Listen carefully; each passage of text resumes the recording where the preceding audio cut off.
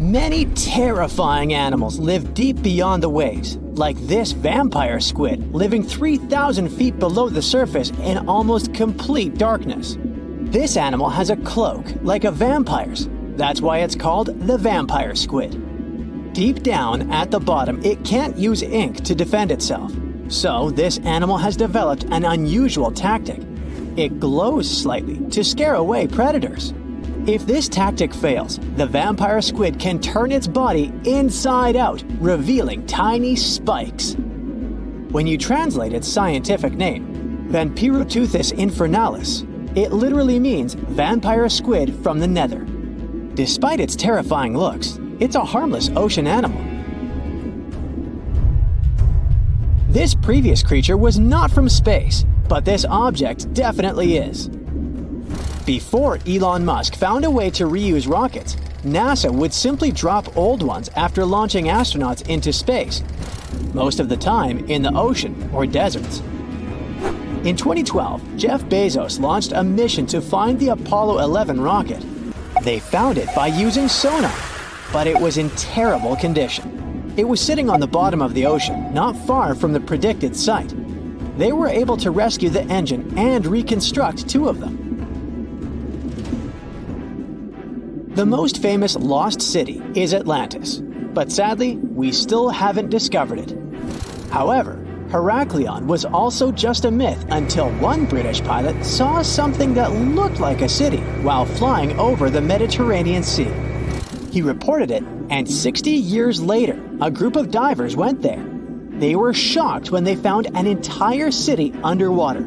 It was loaded with artifacts that could tell us a lot about the history of the place. Now it's one of the best underwater archaeological sites in the world. It's believed that the rising sea caused the whole city to go underwater. The Titanic sank in 1912. The wreck was claimed to be officially discovered 74 years later.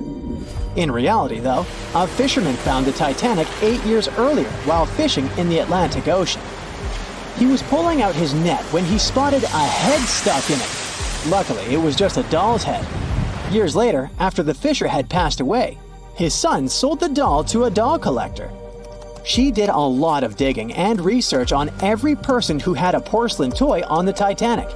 She found the owner of the doll. Ava Hart was on the Titanic and had a doll with her. Ava survived the catastrophe by a miracle, but her toy didn't. Hart even wrote about the doll in her journal, and every detail matched the toy found by the fisherman. The tripod fish lives deep in the abyssal zone, around 20,000 feet below the surface.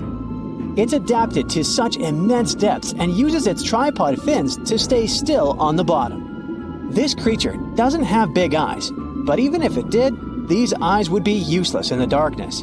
Instead, the tripod fish uses its fins like antennas to detect any movement in the water. This creature doesn't have much luck when it comes to its love life, so it had to develop unique tactics to reproduce. One fish can be both male and female. The next bizarre creature is the lizardfish. It has tons of razor-sharp teeth, a huge mouth, and really big eyes, which it uses for hunting. All this makes the animal look freaky. The lizardfish lives at depths of around 11,000 feet in the midnight zone, where there is zero light. This freak of nature basically eats everything it can fit inside its mouth, from small fish to other lizardfish.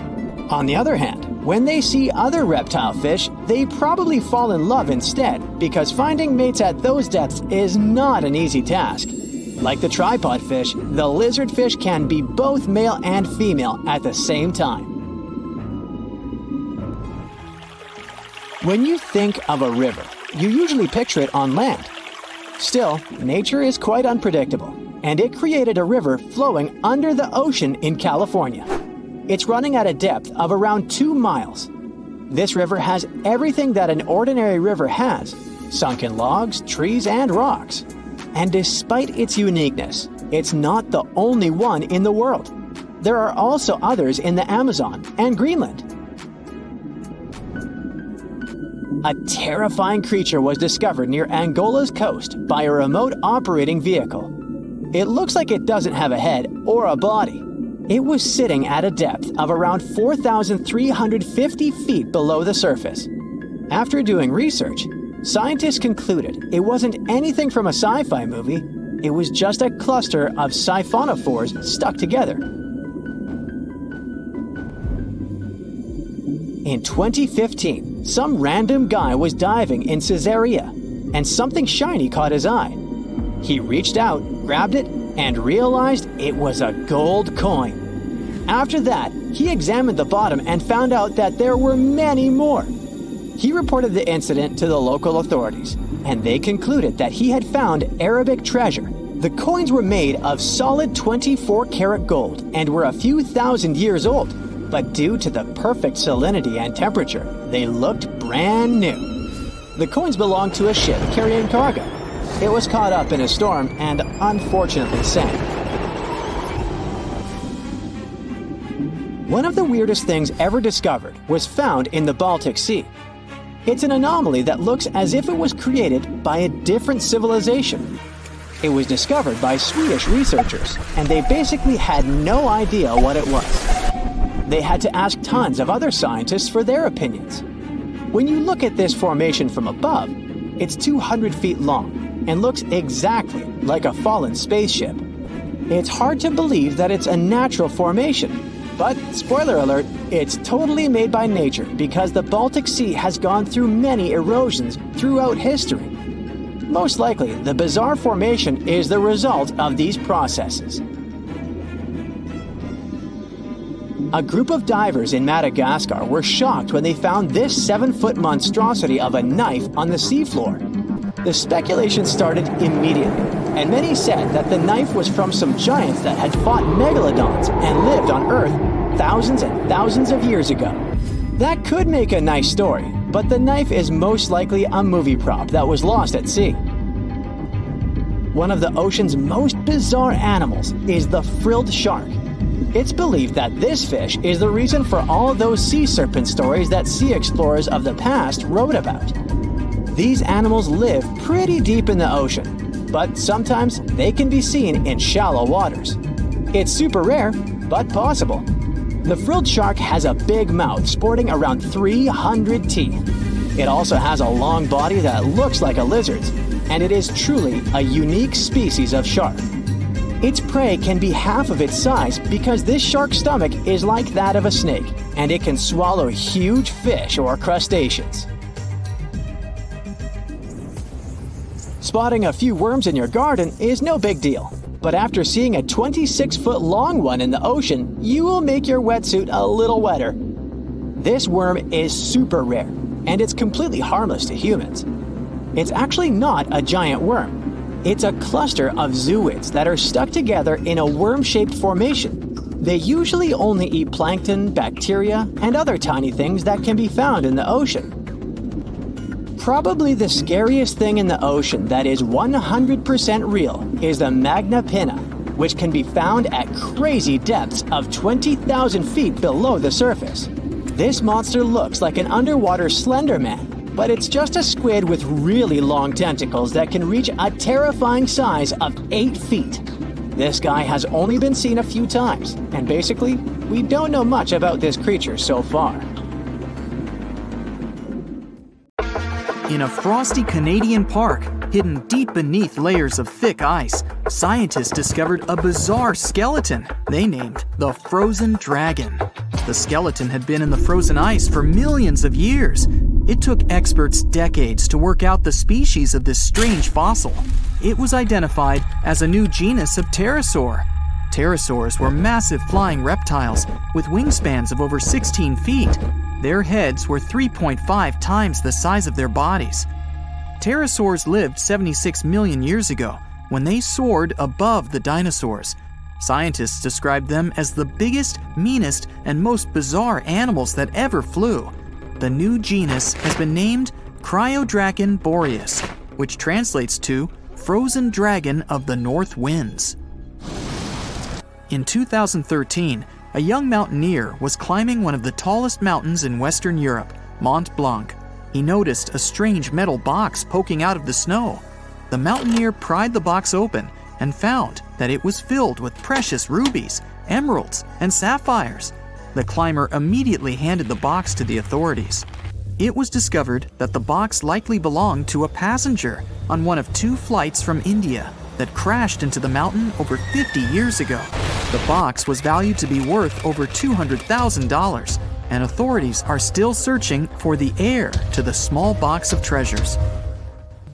In northwest Siberia in 2007, a reindeer herder was on an outing with his sons when he noticed something strange in the ice.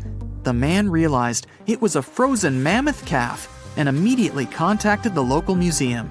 The calf was named Luba and was the best preserved mammoth mummy in the world at the time of its discovery. Luba had been in the ice for 41,800 years and is around 30 to 35 days old. From trunk to tail, the mammoth calf is roughly the same size as a large calf. If you're interested in seeing for yourself, Luba travels to museums all around the world.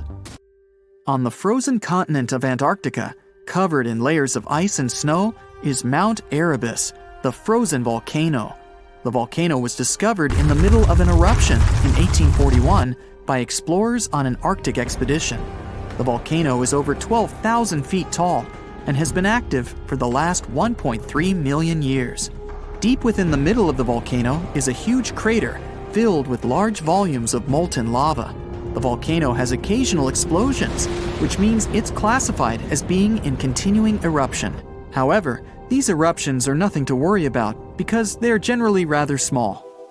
Back in 1991, 2 hikers were traveling across the Italian Alps when they stumbled across a body that they presumed to belong to a recently lost hiker. The duo trudged back down the mountain to report their unfortunate findings. Once the remains were recovered, it was clear that the body was not recent at all. Scientists determined that the Iceman was more than 5,000 years old and named him Otzi. The discovery was unlike anything scientists had ever before seen because the body was so well preserved. For years, Otzi was studied by scientists who discovered that our ancestors have a lot more in common with us than we ever knew before. Otzi was covered in ink body art. Research done on the contents of his stomach revealed that his last meal was dry cured meat, similar to the bacon we eat today. Otzi has at least 19 relatives living today, somewhere in Central Europe. Scientists were researching ancient squirrel burrows in Siberia when they came across something interesting. One of the squirrels had hidden away precious seeds deep beneath the ground. The seeds had been encased in ice for 32,000 years. The seeds were for the flower Silene stenophilia, which had long since gone extinct. Amazingly, scientists were able to recover plant tissue from inside the seeds and grow an entire crop of flowers. They've since reintroduced the previously extinct flower to natural habitats all across the world. In 1930, a team of Norwegian scientists sailed around the Arctic Ocean, conducting research on the seas and glaciers.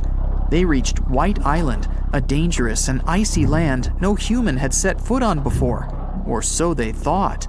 The scientists were shocked to discover the tip of a small boat sticking out of the snow. Frozen inside the boat, they found scientific equipment and various personal items, including a jacket monogrammed S.A. Undre. They had discovered the wreck of the famous Undre Arctic balloon expedition.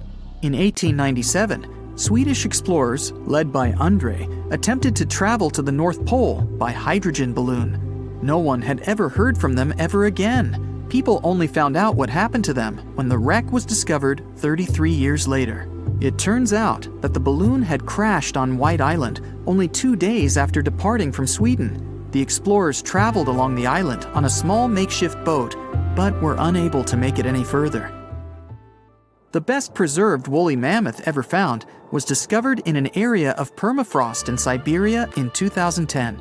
Scientists named the frozen mammoth Yucca, after the small village near where it was found. Yucca had been frozen for 39,000 years and is thought to have been around 6 to 8 years old. Because Yucca is so well preserved, it has been studied for years and provided new information about mammoths. In 2019, scientists reported that they were able to activate cells taken from Yucca's tissue. Maybe one day we'll have woolly mammoths roaming the land. From looking at pictures and videos of Antarctica, the continent appears to be freezing cold, covered in snow, and flat, except for a few small hills. Scientists believe that too. When studying the Gomburtsev Mountains in the early 2000s, they were shocked to discover that the small rocky hills were actually the peak of a gigantic mountain formation under a mile of snow. Using radar technology, researchers worked out that the mountains are really around 10,000 feet tall and sprawl across 750 miles. This is around the same size as the European Alps, except hidden under tons of ice and snow. At a gold mine in Siberia, a businessman was examining a nearby river when he noticed something interesting in the frost. It was a small woolly rhino calf that was later named Sasha. The woolly rhino has been extinct for 15,000 years. It's thought that Sasha could have been frozen in the ice for up to 39,000 years. Sasha is unique because it's the only full-body woolly rhino to have ever been discovered. Glaciers around the northern Italian town of Pelo have begun to melt. Artifacts from decades and even centuries ago have been discovered pouring out of the ice. Personal belongings from soldiers have been found, things like diaries, photographs, and even love letters. Historians have even uncovered an entire cabin preserved beneath the ice. The cabin was filled with hard metal helmets and clothes. In 1845, Sir John Franklin embarked on an ill-fated expedition to the North Pole. The crew traveled on two ships, HMS Erebus and the ironically named HMS Terror. The expedition met with disaster, and both ships were lost to the icy waters. In 2016, the HMS Terror was discovered by a team of researchers. Despite being lost for 170 years, the freezing cold waters had maintained the ship in pristine condition. Scientists describe the ship as frozen in time. Dinner plates and glasses were still on shelves, beds and desks were still in order, and even the passengers' luggage appeared to be in good condition.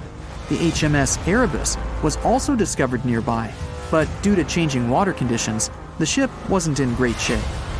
The glacial ice surrounding a mountain passageway in Norway that was notoriously used by the Vikings has revealed hundreds of ancient artifacts.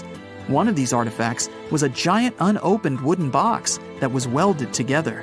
Researchers were beside themselves with anticipation, waiting to open this box. They believed it would be filled with Viking treasures or artifacts that would give us an insight into ancient society. When they opened the box, all that was inside was a plain old beeswax candle. It turns out that this box wasn't actually as old as they thought it was. By analyzing the candle, they discovered that the box dates back to the 17th century. The age of the Vikings had ended by the 11th century. It's likely that the candle box belonged to a farmer who was shipping it from his summer farm to his winter farm to light up the long nights. It was the largest fish our Earth had ever seen, and its bite was strong enough to crush a car. The largest of its teeth found was the length of a remote control. It consumed about 2,500 pounds of food a day. That's like 3,300 cans of tuna for you. The earliest Megalodon fossils are from about 20 million years ago, but you won't see its skeleton, and that's because the mighty Meg had no bones.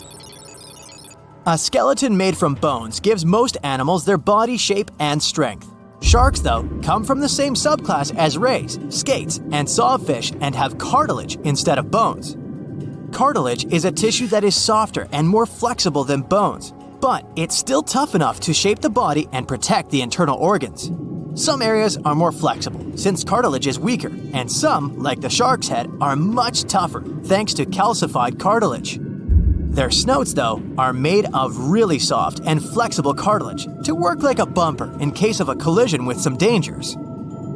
Who knows if they'd be able to do all this with a heavy skeleton? Plus, cartilage makes their jaws more flexible, and they can open their mouths much wider than they would with a jaw made of bone. Our hero, Meg, was no exception, and it had the strongest bite of all living creatures, which was also made possible by a skeleton made of cartilage. Sharks take full advantage of their cartilage. It helps them swim and turn fast while hunting. One drawback of this type of skeleton is that it was really tricky for scientists to establish the shape and size of Meg. Normally, they would do it using fossilized bone skeletons or their parts. With Meg, they had to guess based on the teeth they found and comparisons with living relatives. A more recent 3D computer model was based partially on scans of a preserved spine discovered in the 1860s. The model showed that Meg was bigger, faster, and even hungrier than scientists had previously thought. Looks like an average Megalodon was 52 feet long. That's slightly bigger than the height of the Hollywood sign and weighed 10 times as heavy as an elephant. There were also much bigger creatures. Scientists still aren't sure how the Megalodon got this size. The fact that there were bigger and smaller Megs probably has to do with a little something called Bergmann's rule. It says that the temperature of the surrounding environment affects the animal's body size because they either need to conserve or shed heat. The Megalodons that reached cooler waters probably needed more body weight to make sure they survived in low temperatures. Those living in warmer waters had to be smaller to avoid burning up. If the researchers were correct in their calculations, it also means that Meg reached a cruising speed of over 3 miles per hour, which is much faster than other sharks. The still-living great white shark can cover a distance of nearly 7,000 miles without stopping, which is 9/10 as long as the diameter of Earth. It looks like the Megalodon could have gone much further. Megalodons managed to survive on our planet for nearly 70 times longer than humans have. They were roaming the oceans for around 20 million years, and you could see them pretty much anywhere except near the poles. Scientists discovered the most northern fossils off the coast of Denmark and the most southern in New Zealand. The reason why there were no Megalodon teeth found in Antarctica is most likely that these adapted to only warm tropical and subtropical waters. The younger ones like to keep to the shores, while full-grown adults preferred coastal areas, but they could easily move into the open ocean as well. When our planet went through a period of global cooling and drying, and the seas began to freeze around 3.6 million years ago, there was less and less room for Meg to thrive. Much of their prey, like smaller whales, seals, and sea turtles, disappeared or relocated to waters that were too cold for our hero.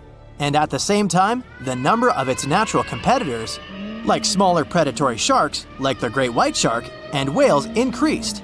This shifting food chain dynamics could have been even more dangerous for the Meg than the cold ocean water. You're used to seeing them on the big screen as heartless monsters, but these huge sharks were actually loving and caring family guys. Scientists discovered several Megalodon nursery areas in Florida, Maryland, Panama, and off the coast of Spain. It looks like they gave birth to their young in shallow water environments. Then, little Megs would stay there with adults protecting and raising them until they were ready to fight off predators. The mighty Meg had 276 teeth in 5 rows in its mouth. Similar to other sharks, it was fast in replacing its worn-out or lost teeth. With 4 or 5 rows of teeth in its mouth, it basically acted like a conveyor belt, able to grow back damaged or missing teeth. This means that an adult Megalodon probably would have grown several thousand teeth throughout its lifetime. Although the great white shark is often mentioned as Meg's closest relative, they'd hardly be distant cousins. The ancestors of today's great white existed at the same time as the Meg, but they weren't best friends and even rivaled each other. The great white shark wouldn't win in a head-to-head fight with a Meg, but it was a better hunter using its smaller size and agility to snap up the giant's prey quickly. This only left the bigger fish and whales for the Meg, but its food supplies began to run out as the whales swam to the cooler new seas. Rather than a great white, the Megalodon is more like a modern bull shark. It had a short snout, a flat lower jaw, and huge pectoral fins to support its massive weight and size. We also speak of Meg as an extinct giant, but can we be 100% sure it isn't hiding somewhere as we speak?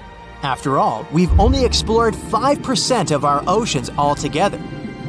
The Mariana Trench is the deepest oceanic trench on Earth, and you could dip the whole of Mount Everest in its deepest part, and over a mile of it would still be above the surface. If a megalodon or two needed a place to hide, that would be the perfect spot. It wouldn't be the coziest place to live, though, with its cold water and total darkness.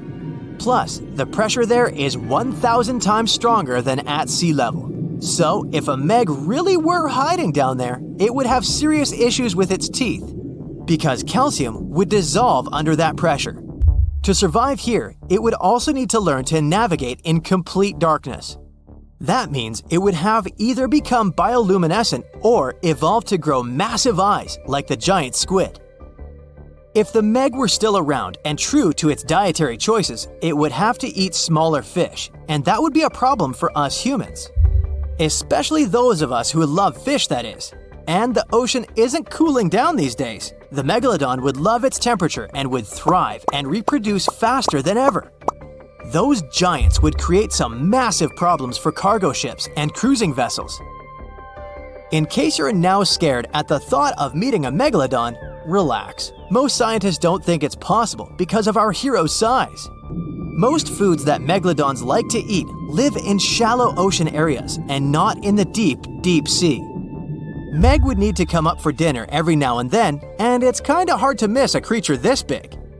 They're both giant prehistoric creatures to us, but the megalodons and the dinosaurs never actually coexisted. The dinosaurs probably died out about 66 million years ago. Megalodons seem to have appeared a bit later. The legend goes that a dwarf named Fafnir was famous for his strength and courage.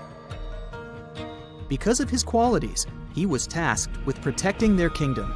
Dwarves were known to gather a lot of wealth, so a bit of added security was a must. I mean, they lived in a house made from gold and precious gems. But Fafnir also had another special talent. He was able to shapeshift. Tricked by Loki, the Norse spirit of mischief, Fafnir was taken over by his greed and the shine of his father's treasure. He decided he did not want to share any of it, not even with his father or his brothers. He stole it and ran away all by himself to a place he'd be hard to find, the middle of the desert. To protect his wealth, Fafnir transformed into a huge dragon. His new appearance looked like a huge snake, powerful and scary. His magical powers did not end there, though. Because the dragon couldn't fly, he also spread poison all around his new home, so no one had a chance to survive if they wanted to take his gold away. Fafnir was soon defeated by a young hero named Sigurd. The legend of Fafnir tries to explain why family is more important than greed. It also shows the many magical powers dragons possess. But the most interesting part is that it's quite a good example of how dragons came to be in our tales. But hey, this is just one of the many stories mentioning dragons. Just switch on your TV or peek into any bookstore, and you'll surely stumble upon dragons somewhere.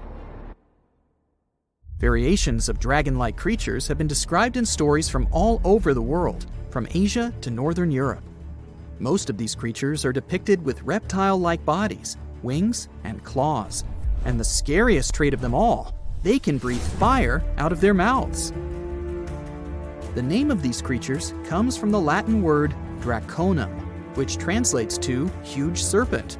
But let's take a trip down memory lane to see how it all started. An Asian historian, for example, discovered some fossils back in the 4th century BCE and decided that he'd stumbled upon dragons. It's easy to understand why he got so confused if you look at a fossilized stegosaurus. It was 30 feet long, 14 feet tall, and covered in armored plates and spikes. The Nile crocodile might have gotten mistaken for a dragon too. It still exists today and lives in sub-Saharan Africa. But it may have been more popular in ancient times. When reaching maturity, Nile crocodiles can grow up to 18 feet long. But that's not all.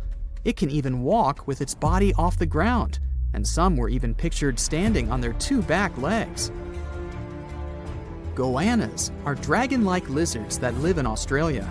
Large as they are, they also have razor-sharp teeth and claws, and are also known to even produce venom. It's easy to see why goannas may be the source for the Australian version of dragons. When humans first discovered whale bones back in the day, we had no idea these animals lived in the sea. Given their size, we surely must have thought they were dangerous. And because we rarely see whales, if we don't go underwater of course, they were poorly understood and easily mistaken for dragons too. Probably the most interesting source of dragon mythology is actually the human brain. In a book called An Instinct for Dragons, there was a theory which claimed that dragons existed in almost all ancient cultures because we had evolved to fear large predators to survive. We aren't the only mammals to do this. Monkeys have an innate fear of snakes and large cats too, for example. When you combine these natural traits with folklore, you get a lot of dragon stories everywhere, adapted to each region.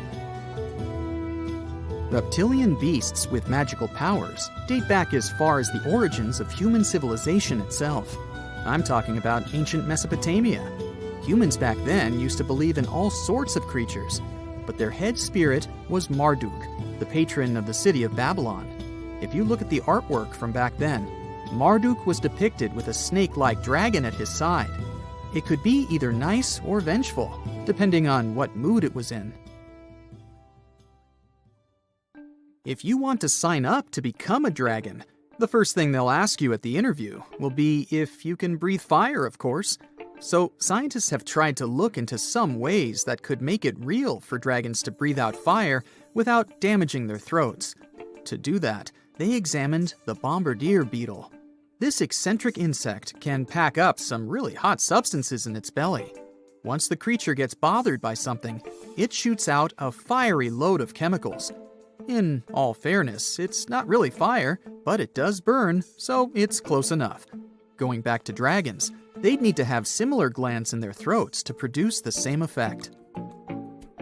But where do dragons come from? They didn't just appear out of nowhere, regardless of the source you consult. Some tales, like that of Fafnir, say that even humans can turn into dragons. But the most popular theory is that dragons start out as eggs. Some sources even draft a series of stages a dragon has to go through during its life. Everything starts with hatching. Dragons are said to eat their way out of those shells and break the sides of the egg.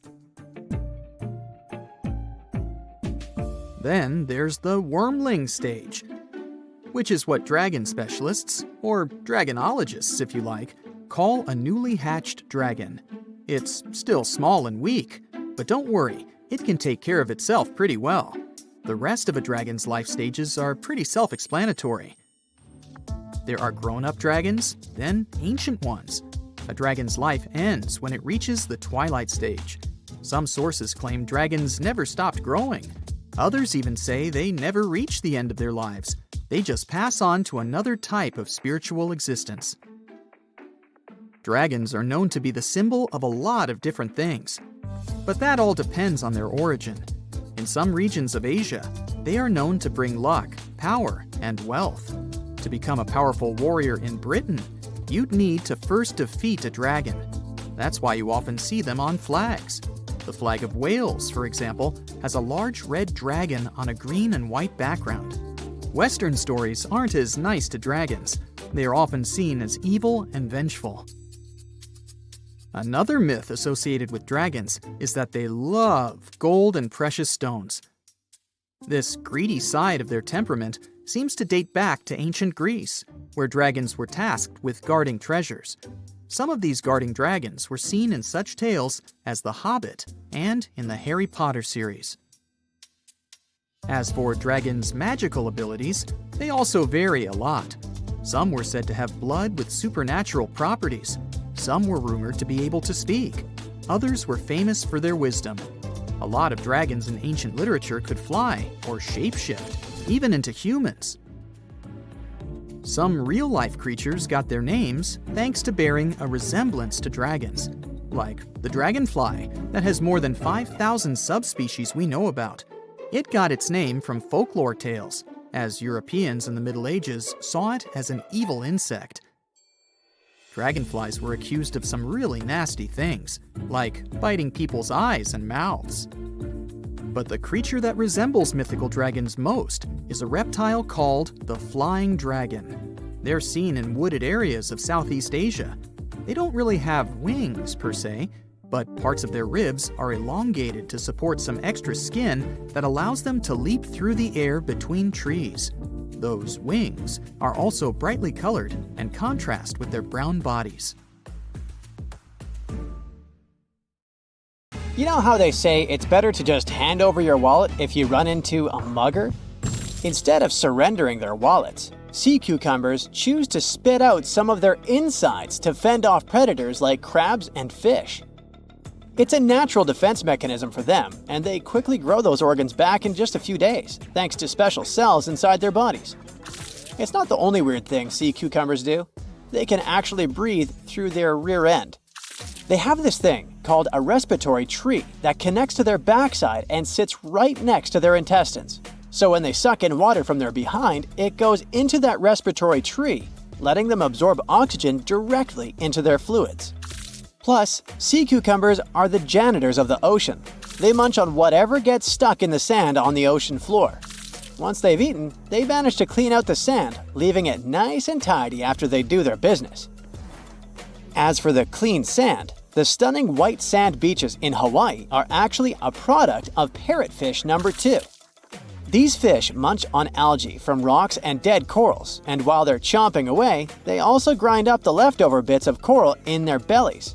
When they're done, they move their bowels, and voila! It all comes out as beautiful sand.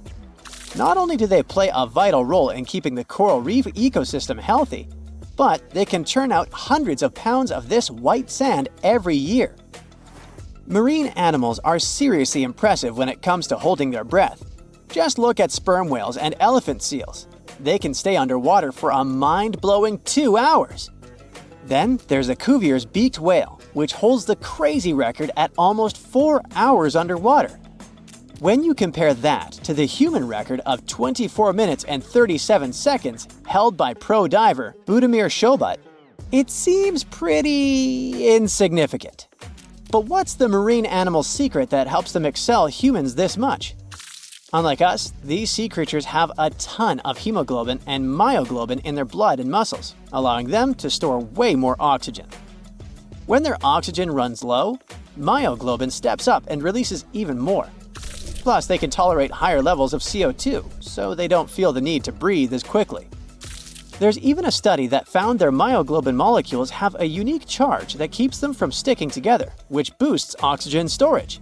And on top of all that, they can slow down their heart rate and restrict blood flow to hang out underwater even longer. Rumor has it that about 540 million years ago, a meteor loaded with frozen octopus eggs smashed into Earth. Sounds like a delirium, but some scientists are entertaining a very questionable idea that octopuses and their cephalopod buddies, like squids and cuttlefish, might actually have some extraterrestrial origins. The thing is, cephalopods have extraordinary DNA that doesn't look like any other DNA on our planet. They've got around 33,000 protein-coding genes in their genome, which is way more than what we humans have. A recent study suggests that their evolutionary story shows some odd traits that might hint at a connection to space, like they could be from some super far-off past, or even the future. The researchers went as far as to claim that modern octopuses could be the descendants of these frozen creatures that hitched a ride on comets and splashed down in our oceans. And why octopuses? Well, they really stand out in the animal kingdom.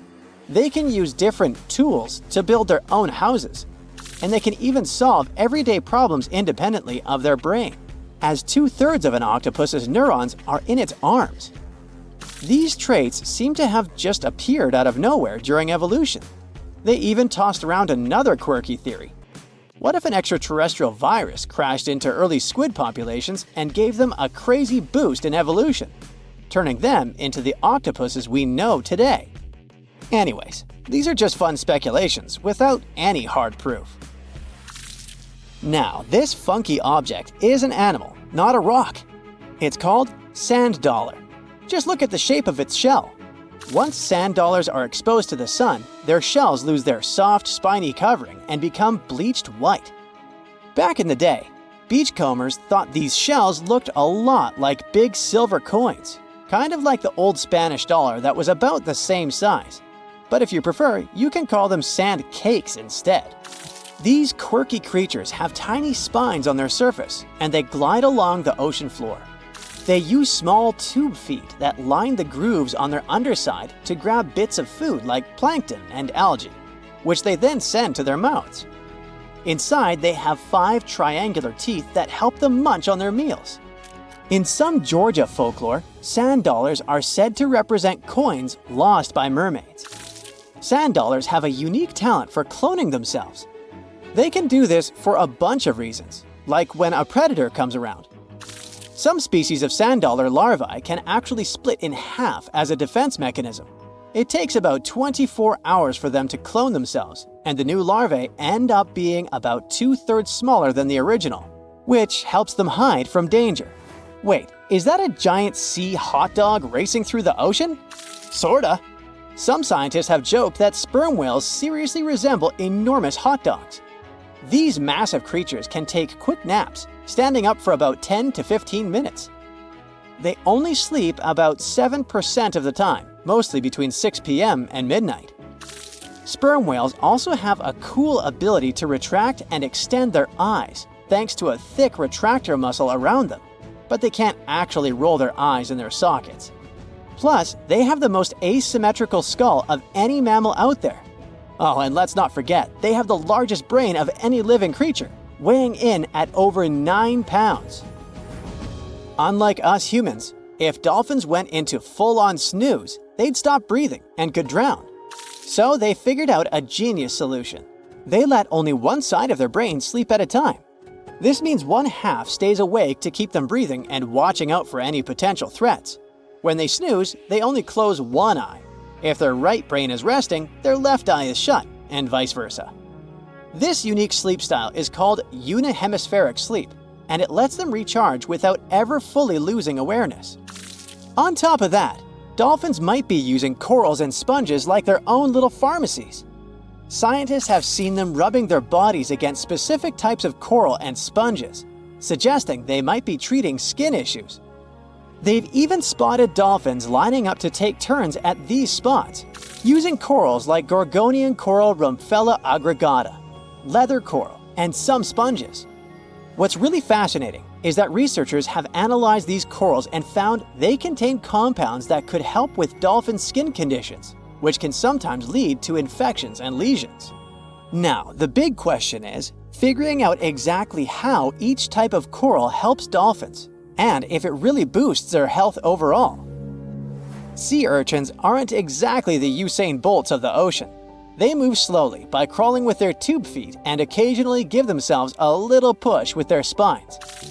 These little guys have just 5 teeth, which they use like a beak to scrape algae off rocks, which I'm pretty sure is the ocean's version of an all-you-can-eat buffet. But since all that scraping wears their teeth down, they're in a never-ending dental replacement program. Scallops are the underwater equivalent of the world's most confused security cameras, sporting up to 200 tiny eyes on their shells. These eyes are high-tech. They can even adjust their pupils to light. Instead of working like ours, scallop eyes have a unique setup. Light goes through a pupil, lens, 2 retinas, and then hits a mirror made of guanine crystals that reflects it back. Scientists were puzzled about how they see since their main retina often gets blurry light. But it turns out, scallops can change their pupil size by about 50%. Just don't expect them to do it in a hurry, as it takes a few minutes. Now here's something really neat about orcas. They're expert hunters, and they do it in groups called pods. A pod can consist of up to 40 orcas, forming a very effective hunting team. Interestingly, there are distinct types of pods, resident and transient. Resident pods are more into fish, while transient pods have a taste for marine mammals. But no matter what type of pod they belong to, all orcas have one thing in common. They are master collaborators. They work together using smart hunting techniques that are often compared to the teamwork of wolf packs. Almost 95% of jellyfish's body is made of water. For comparison, the human body is 60% water. It's probably not a surprise since jellyfish don't have a heart, blood, eyes, or brain. The other 5% of their body weight is proteins, muscles, and nerve cells. Jellyfish have been around for more than 500 million years. This makes them older than dinosaurs. These creatures haven't changed much, and today's jellyfish are pretty much like their ancestors. Electric eels have small eyes that are not so effective in environments with no light, so they mostly rely on their electric organs. Those consist of 6,000 cells. Eels use them to stow power, similar to batteries. These creatures use electricity like bats use their radars or dolphins their sonar. An eel can also produce enough electricity to power a panel of light bulbs. There's a small tropical archer fish that can learn to recognize human faces. This fish has an interesting ability to spit small jets of water from its mouth. Researchers showed the fish the image of two different faces placed side by side. One was unknown and the other was familiar. The fish was supposed to spit water at the familiar one. The creature took the right guess more than 80% of the time. There's such a thing as a sea unicorn. That's an animal called the narwhal. Its horn is actually a tooth that can grow up to 10 feet long.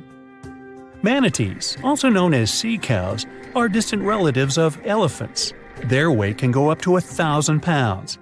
These creatures are vegetarian and need to eat around 10% of their total weight on a daily basis. That's lots of sea salad. In some cases, manatees share space with alligators, but they get along pretty well. You can even find a photo from Florida where an alligator rides a manatee's back. Frogfish have special fins that help these creatures walk along the sand. They're very useful in shallow waters. A ghost pipefish is hard to see, but once you spot it, you're bound to get really surprised. Its head makes up over 40% of its body. Crabs don't feel like wasting time on such formalities as putting foods in their mouth. That's why they taste it with their feet, which is where their taste buds are. Marine iguanas are the only lizards on our planet that like spending time in the ocean, even though they mainly live on land. They're herbivores that feed in shallow waters and swim like snakes. Iguanas use their long claws to hold onto the bottom when they need to graze. Green turtles can cross over 1,400 miles when migrating. They try to find the perfect spot to lay their eggs. Penguins sort of fly when they're underwater, reaching a speed of 25 miles per hour. More than 5 million years ago, I've heard, I wasn't around then, deep sea worms and humans had a common ancestor. So we still share 70% of our genes with these creatures, and with sea stars, squid, and octopuses. Now, octopuses are in fact incredibly old. The oldest known fossil belongs to an animal that lived almost 300 million years ago. FYI, this is before our dinosaur buddies roamed the Earth. Wait, there's more! Octopus arms have a mind of their own. That's because 2/3 of their neurons lie in their arms, not in their heads. This means that their arms can problem solve how to open a shellfish, while their owner is worried about other stuff entirely. Talk about ninja-level multitasking. Oh, and like other animals, such as chimpanzees and dolphins, octopuses have proven to be good at maneuvering tools, like picking up old shells and using them as a temporary home. Now, of course, the most intelligent animals on our planet are humans, according to humans. But we don't seem to give pigs enough credit.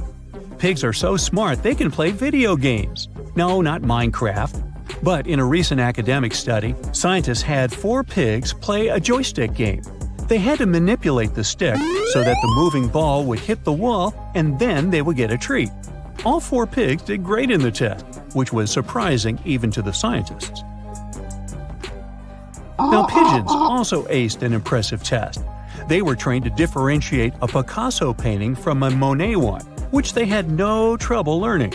Then they were able to apply this knowledge, identifying works of art they had not previously seen, meaning they really understood the difference between each painter. Poor things are always seen as a nuisance. Now, if we placed kangaroos in an Animal's Most Amazing Ability contest, they'd win. It's mainly because they break the four-legged rule. A special species of kangaroo, the red kangaroo, uses its tail to help propel it forward. Now visually it has 4 limbs, but in practice it uses 5. They're biologically built to use their tail as a 5th limb, since it's packed with articulated vertebrae and thick muscles. Of course, it had to be an Australian animal. Deep within the Sahara Desert, you'll find a little creature known as the fennec fox. This huge-eared animal adapted perfectly to survive in its hostile environment. The huge ears help them to dissipate the unbearable heat of the desert, as well as help them to hunt for underground prey. Now meet this guy. Unlike what its name might suggest, the red panda is closer to a raccoon than it is to a giant panda. You'll find a lot of these cat-sized creatures in the Himalayan region, hopping from tree to tree and bundled together trying to keep warm in the harsh weather.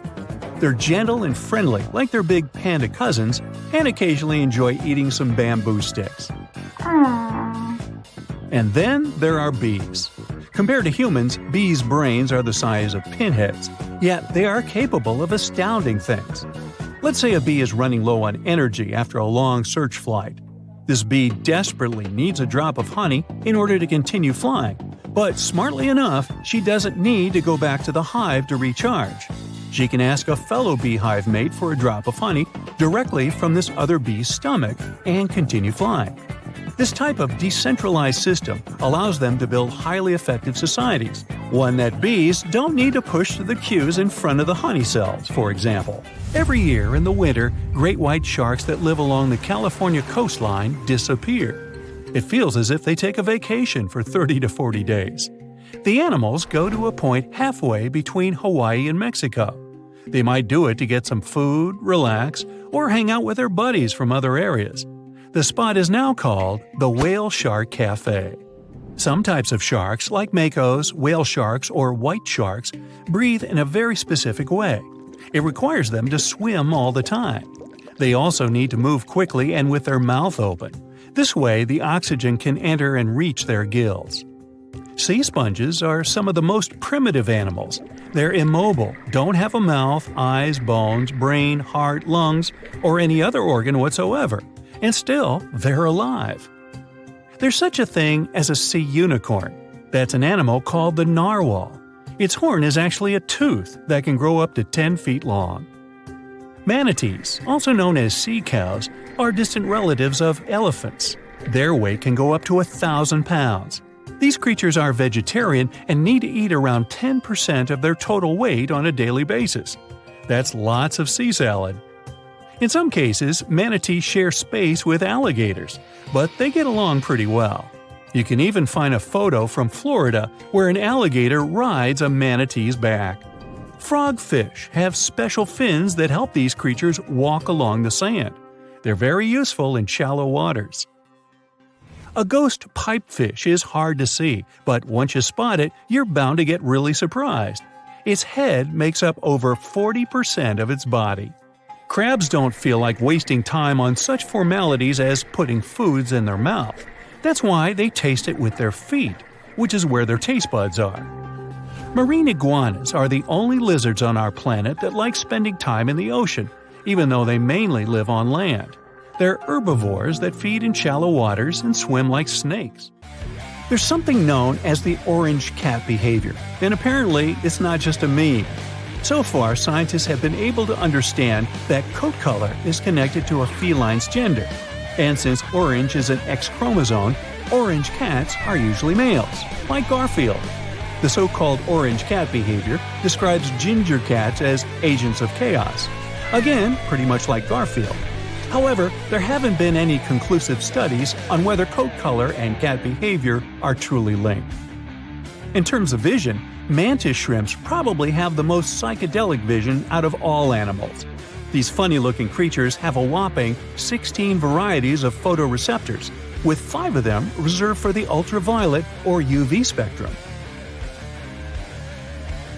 Ultraviolet rays are really short wavelengths, which are invisible to humans. The thing science still doesn't understand is how exactly these mantis shrimp view the world around them.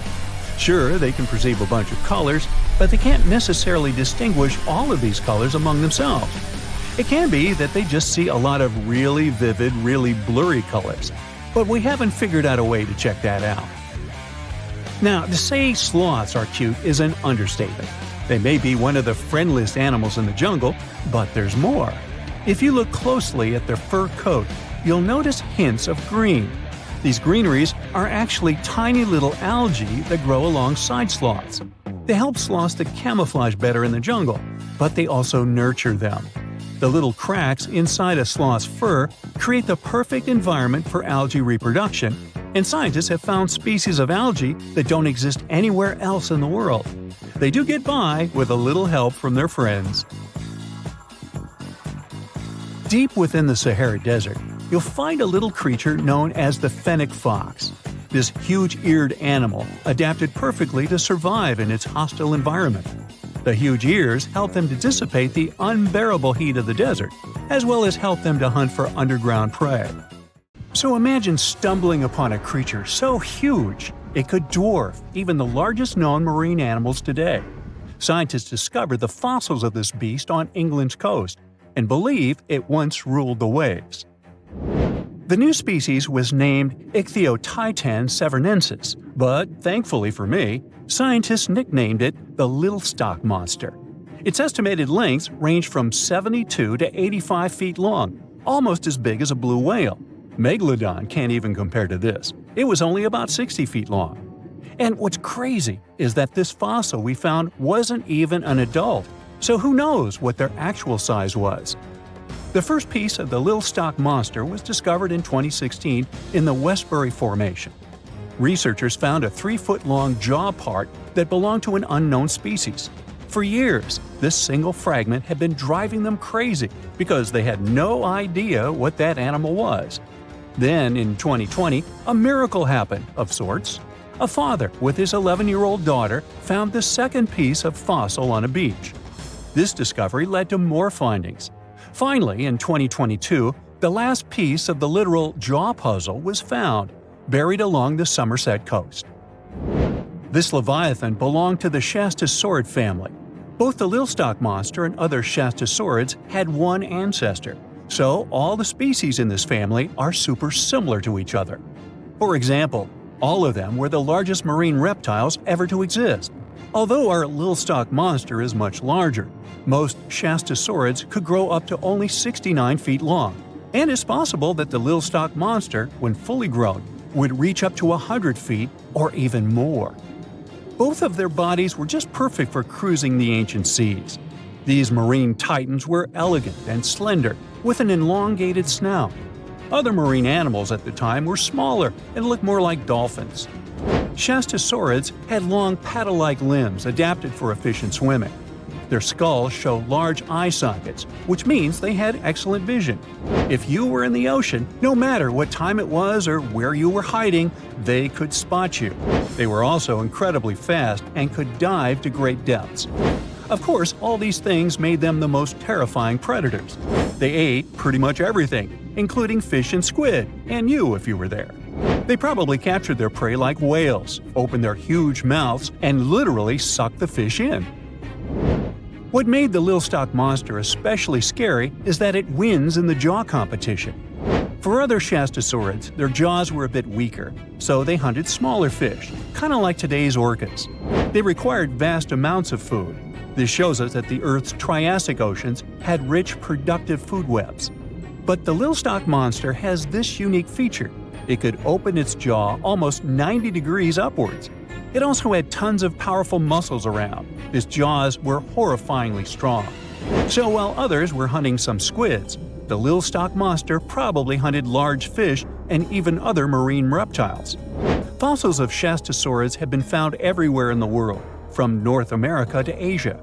This means that these creatures dominated and terrorized the oceans for millions of years, although even they weren't completely safe from scavengers. And that's exactly why we struggle to find these fossils now. Scavengers didn't leave any remnants of them. So, while we have some fossils of this marine family, they mostly remain a mystery for us. They lived in the oceans about 200 million years ago, in the late Triassic period. The Earth looked completely different back then. All continents were united in one Pangaea, a huge landmass. Some parts of this supercontinent were covered with lush conifer forests, while others were dry deserts and open prairies. It was before the famous Jurassic period, but there were already first pterosaurs and amphibians. It seems like those monsters were crazy resilient. The Triassic period was super unstable, but they survived through many changes in the environment. Well, until the last one. The Triassic extinction came out of nowhere. It was one of the Earth's big 5 extinction events. It wiped out almost all species on the planet, including these leviathans. It's still not clear what happened exactly, but it looks like there was a huge tectonic activity. Volcanoes in the oceans were going crazy back then. These massive volcanic eruptions have probably altered the climate and ocean chemistry, leading to the extinction of many species. Scientists have a theory that it might have happened because there was a rain of comets flying to our planet from the Oort cloud. This likely happens about every 200 million years or so. I wasn't around then, so I'm just guessing here. In any case, after the extinction, the Earth took some time to recover. Then it entered the famous Jurassic period. More terrifying sea monsters were on the way. One of them left us a colossal skull. This fossil is 150 million years old, and it also belonged to a sea beast from Jurassic times. They called it the Shipwrecks. The name is very fitting. This monster could have broken a car in half with one bite. It was also discovered accidentally. A fossil enthusiast was walking along the Jurassic coast. This place is famous for having tons of ancient fossils, all because of the erosion in stormy weather. Typically, people find small spiral fossils here. However, this time, he discovered a giant sea monster fossil. Excited, he contacted scientists. They arrived at the spot right away and then had to carefully climb down a cliff to search for the rest of the skull. This fragment alone is 6.5 feet long. Turns out, it's a newly discovered species of pliosaurs, giant predators of the ancient seas. Pliosaurs were among the largest marine predators ever. Some of them grew up to 40 feet long. They used their huge teeth to snatch and devour prey, including other reptiles. Well, at least those creatures are far gone. But what about the horrors that still live in our oceans? Recently, biologists discovered the world's longest animal, the one that's still alive to this day. They found it off Australia's coast, on the Gascoyne coast, a very mysterious and unexplored place. There, underwater vehicles stumbled upon a frightening 150-foot-long Siphonophore. That's twice as long as many blue whales and 3 times as long as a humpback whale. Doesn't it kind of look like one of those toy string worms? But this creature isn't friendly at all. It's a string-like deep-sea predator. What's even more scary is that this isn't actually one creature. It's a colony of small clones working together as one. Basically, collective consciousness. Ooh, Borg. Together, they stretch out like a single long string in the water. This creature might be the longest Siphonophore ever found, and it was discovered at a depth of around 2,000 feet. Siphonophores, similar to jellyfish, capture their prey by dangling stinging tentacles in the water. When their tentacles touch small crustaceans and fish, they get paralyzed, and then they're reeled up to the colony's body. Expeditions to Western Australia's underwater canyons were definitely worth it. Together with that Siphonophore, scientists have discovered up to 30 potential new marine species. Among them were a new octopus or squid, a long-tailed sea cucumber, glass sponges, and giant hyroids, colonies of animals resembling upside-down jellyfish. None of them have been seen before in Australia. But most of them weren't as scary as the one that was recently discovered in the Gulf of Mexico. This creature is straight out of a sci-fi thriller, a 26-foot-long mangapinna squid or bigfin squid. It was discovered near an offshore oil rig at a depth of more than 7,800 feet. It has incredibly long elastic tentacles, which can be 15 to 20 times longer than its body. It holds them at right angles to its body, making it look even creepier, almost as if it has elbows. And yes, it's another deep-sea predator. These 10 tentacles probably help the squid trap their prey and drag it onto the seafloor.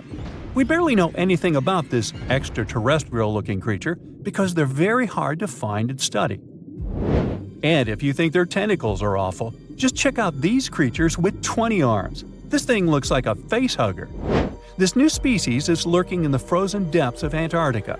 Experts were searching for cryptic sea animals known as Promachocrinus, or Antarctic feather stars. They're kind of similar to starfish and sea cucumbers, but have an otherworldly appearance and can live up to 6,500 feet below the surface. It's called the Antarctic strawberry feather star. Despite its pretty name, its appearance is anything but cute. It has a bizarre strawberry-like body from which 20 spindly arms branch off. Its coloring ranges from purple to dark reddish, and the arms all have different lengths and thickness. Who knows how many more of such scary creatures we'll discover in the future? Okay, let's face it, we humans are pretty ordinary. I mean, we're no superheroes with superpowers, right? What, you didn't get the memo? But the animal world has a bunch of superheroes. Some creatures live forever, and those who seem to not care about the laws of gravity. Critters that are immune to venom, and those that can run on water. And some of them will send shivers down your spine. So the first superpower on the list is the ability to live without water. Kangaroo rats can get by without water for years. They actually don't mind living without any water. Humans, on the other hand, can only survive 3 days without water. Human 0, kangaroo rats 1. These little buddies live in extremely arid desert areas and have to get water from the seeds and plants they eat. And although it may sound a bit disturbing, kangaroo rats also know how to extract water from their urine before they set off on a bathroom trip. This way, they don't waste a single drop of precious moisture. Well, that would come in handy at sporting events. Now let me introduce you to the Peter Parker of the animal world. Yep, seems like Spider-Man is real, but not human. Meet a gecko lizard, or simply gecko.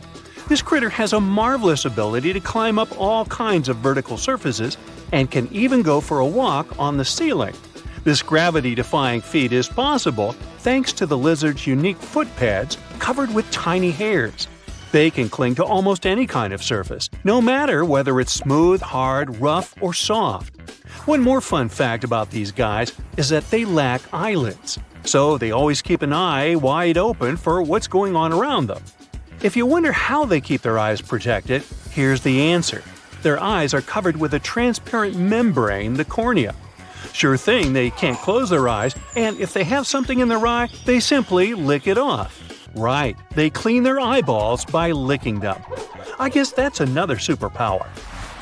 Any supersonic superpowers here? Sure.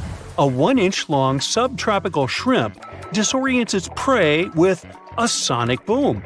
Despite its modest size, the pistol shrimp is one of the loudest marine animals. When the shrimp snaps its claws, it creates a sound as loud as a sonic boom. Naturally, this sound stuns the prey, and the shrimp can catch it without too much effort. Now, in the comic world, there's venom. In the animal world, there's a guy that can be called anti-venom. Opossums are known for their handy trick of pretending to have passed away when a predator attacks them. But that's not the end of the story. These guys are also immune to rattlesnake and pit viper venom. The secret is a peptide that helps opossums neutralize dangerous chemicals. This is the reason why snakes are a favorite treat on opossums' diet. There's one curious thing they have on their diet: ticks. One opossum can hoover up about 5,000 ticks per season, and most of them are picked off their own bodies. Now, imagine a fish that is so notorious that it's called a dangerous fish. It's mabenga, and it literally translates to dangerous fish in Swahili. This monster lives in freshwater and doesn't mind having a crocodile for lunch. Not a whole crocodile, but mabenga can take a bite out of them. But to be honest, these guys are intimidated by the crocodiles, the same way the crocs are intimidated by them. Now, you're watching this video on some gadget, right? Well, we all owe the gadgets we have to the electric eels in some way. I mean, all gadgets have batteries, and eels contributed a lot to the invention of an electric battery back in 1800. I know, the batteries have unrecognizably changed since then, but still, the first electric battery ever was invented thanks to electric eels. Anyway, if you see one of them and want to thank them for their magnificent invention, don't do that. Thing is, they can deliver shocks up to 860 volts. You don't want to experience that. Now let's talk about the Count Dracula of the animal kingdom. Nope, I'm not talking about bats. I'm talking about the fanged vampire fish. These fish are known as Payara and have two long fangs protruding from their lower jaw. Here's why some people associate them with vampires. Hippos are the beauty gurus, since they know how to save a fortune on skincare. Living under the harsh African sun, these animals secrete a sweat-like red oily substance that evaporates and keeps the animals' bodies cool. Besides, the fluid works as a moisturizer, sunscreen, and antibiotic all in one. But they're not the only ones with such a superpower. Mantis shrimp know how to produce natural sunscreen too, but they use it for eye protection. It's all about amino acid pigments, and these pigments act as special filters that contribute to their sharp vision too. That's what I call multitasking. Meerkats have dark patches around their eyes which makes them look even cuter. But these black circles aren't there just to make these buddies more adorable. They also function as built-in sunglasses. The dark fur on the patches blocks the blazing sun, and as a result, meerkats can gaze directly at the sky. On top of that, the sentry, a meerkat that watches out for birds and other predators, can easily see danger coming and alert its mates. Wild goats are famous for their climbing skills, but the alpine ibex from northern Italy is the champion. This critter can climb nearly any vertical surface, defying several physical laws in the process. Interestingly, the animals that do walk on the steepest cliff walls are typically mother goats with their little ones. Large males prefer to keep their distance and use flat horizontal surfaces. Smart guys. Some animals protect themselves with venom or nasty bites, while others use chemical tricks for protection. Listen to this. Some species of millipedes produce hydrogen cyanide and exude it when they feel threatened. Hydrogen cyanide is odorless but highly toxic. One little millipede can't seriously hurt you, but you may have burns or even blisters if your skin is sensitive. Plus, to make the picture even scarier, some millipedes glow in the dark.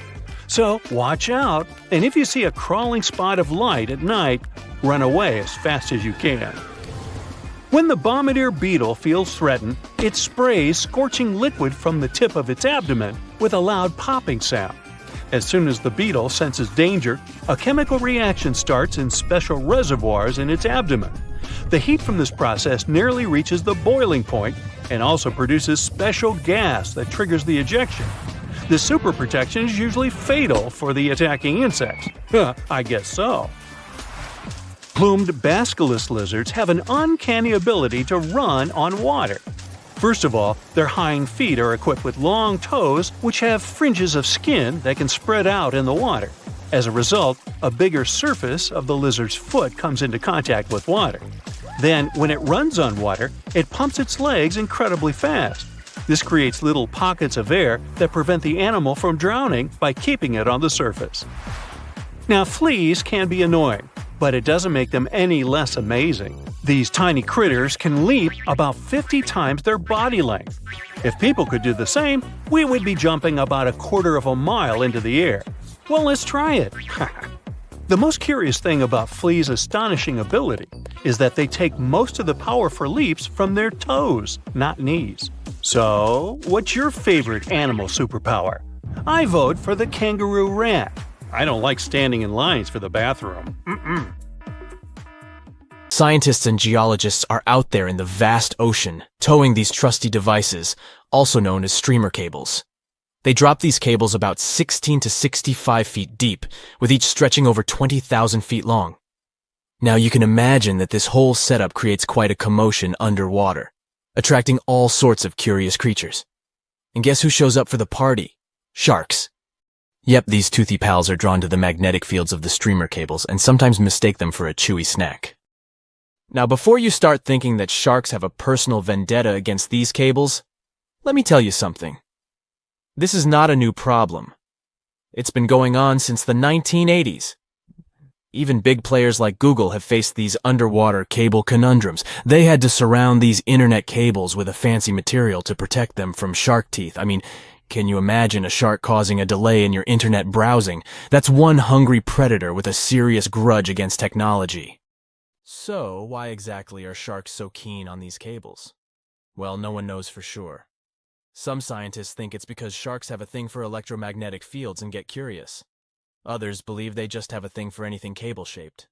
It's not all sharks that cause such problems, but which of them are the troublemakers in this aquatic tale? Well, it depends on the depth of the cables. For example, when it comes to a particular depth, the bull sharks seem to be the mischief makers. These bad boys have solid gray physiques and short snouts. They're like the bullies of the underwater neighborhood, causing trouble wherever they go. Bull sharks are widely found in tropical and warm waters around the world, and they seem to have a knack for seeking out these streamer cables. Now I know what you're thinking. Did these scientists really catch a group of bull sharks and make them bite cables just for science? Nope, they're way too clever for that. Instead, they used a 3D scan of an authentic bull shark jaw to create a computer model. Talk about high tech. They simulated shark attacks on the cables, measuring the impact and compression forces. It turns out that a shark can really do a number on those cables. But here's the kicker. The strength of the cables depends on how fast the shark is swimming when it decides to take a chomp. So if you see a shark cruising by at top speed, you better watch out for those cables. But wait, we can't blame the poor sharks entirely for the fate of these underwater cables. A 2009 report points out that a lot of fish have a considerable history of nibbling on cables. It's like a buffet for these underwater creatures. Barracudas, sharks from shallow and deep waters, and even some other sneaky culprits have been identified as cable biters. They just can't resist sinking their teeth into the cable wrapping, which then lets the power conductor hang out with the seawater. It's a recipe for cable failure. Still curious about the fascinating world of cable installation? Did you know that more than over 90% of international data takes a watery journey? These cables, which are like underwater highways, stretch for hundreds of thousands of miles beneath the ocean's surface, reaching depths as deep as the size of Mount Everest. Now, you might be wondering how these cables are placed. Well, it's not as simple as dropping wires in the water like in the cartoons. In fact, it requires some careful planning and specialized boats called cable layers. These brave boats meticulously run the cables across the flat surfaces of the ocean floor, making sure to steer clear of all obstacles that Mother Nature throws their way. When it comes to cable sizes, the shallow water cables are about as thick as a soda can. On the other hand, deep water cables are way smaller, measuring up to the size of a marker. Why the difference, you ask? Well, it's all about vulnerability. Way down there, 8,000 feet below sea level, there isn't much action going on. Therefore, these deep-sea cables don't need as much shielding wire for protection. They're like the skinny swimmers of the cable world, gliding through the depths with ease. But let's not forget about the installation costs. Brace yourself, because placing a cable across the vast expanse of the ocean is no bargain. We're talking about millions of dollars. Now, the actual price may vary depending on factors like the total length of the cable and its destination. But trust me, it's definitely not pocket change. Installing shallow water cables is quite the spectacle. They're carefully stuffed beneath the ocean floor using high-pressure water jets. It's like giving these cables a cozy underground home, shielding them from the whims of the ocean currents. So, while cable installation may be slow, and, let's face it, a bit expensive, it's truly a remarkable feat of engineering. The underwater world is a complex and delicate ecosystem, and the cable layers take great care to ensure that their installations don't disrupt the marine life and habitats that call the ocean home. It's a balancing act between technological progress and oceanic conservation, and they're doing a pretty good job at it. Whenever you browse the internet, remember that your cat videos and funny memes might just be zipping through those submarine cables deep beneath the waves. But burying cables safely underwater isn't actually a modern idea, you know. Hold on tight because we're going on a time-traveling adventure back to the mid-19th century. Picture this. It's 1854, and something groundbreaking is about to happen. The installation of the very first transatlantic telegraph cable begins, linking the distant shores of Ireland and Newfoundland. Now, before you roll your eyes and say, "Old news, buddy," let's remember that this was a pretty big deal back then. Fast forward 4 years, and the moment of truth arrives. The first transmission is sent through the cable, carrying a message that goes something like this. Laws. White House received 5-minute signal. Coil signals too weak to relay. Try drive slow and regular. I have put intermediate pulley. Reply by coils. Okay. Maybe not the most exhilarating message ever sent. But hey, they were just getting started. Now, let's put ourselves in the shoes of those remarkable folks involved in this undersea endeavor. Imagine being the lead electrician of the Atlantic Telegraph Company, also known as White House, in the message. He must have been quite the electrician extraordinaire. To put things into perspective, while our cable pioneers were busy laying the groundwork for transatlantic communication, the world outside was bustling with activity. Charles Dickens, that literary genius, was still crafting his timeless novels. Meanwhile, a little settlement named Dallas was officially incorporated in the vast state of Texas. It's pretty incredible to think about how far we've come since then, with our high-speed internet and seamless global communication. Could you really take down the internet by simply going underwater with a pair of wire cutters? Well, technically, yes. You'll need to be all geared up, wearing your snazzy scuba suit and holding a pair of trusty wire cutters. You can also add a mischievous grin on your face just to create the right ambiance, don't you agree? Now, let's get serious. Cutting through those super important submarine communications cables is no easy task. They carry thousands of seriously dangerous volts. But here's the deal. Someone actually did it in Egypt back in 2013. A group of daring individuals wearing their sleek wetsuits and equipped with wire cutters decided to give it a go. Their target? The Southeast Asia Middle East West, Europe E4 cable. A whopping 500-mile lifeline that connects 3 continents. As soon as those mischievous cable cutters did their thing, chaos ensued. Internet speeds in Egypt took a nosedive, plummeting by a staggering 60%. Can you imagine the frustration of trying to load a cute puppy video and having to wait for ages? But hey, let's keep things lighthearted here. The internet, like a phoenix, rose from the ashes once the cable was repaired. Speeds were restored, and everyone could once again binge-watch their favorite shows and indulge in endless rounds of online gaming. Think you know what lurks in the depths of the ocean? While nearly 95% of our oceans haven't been explored yet, it's hard not to let your imagination run wild.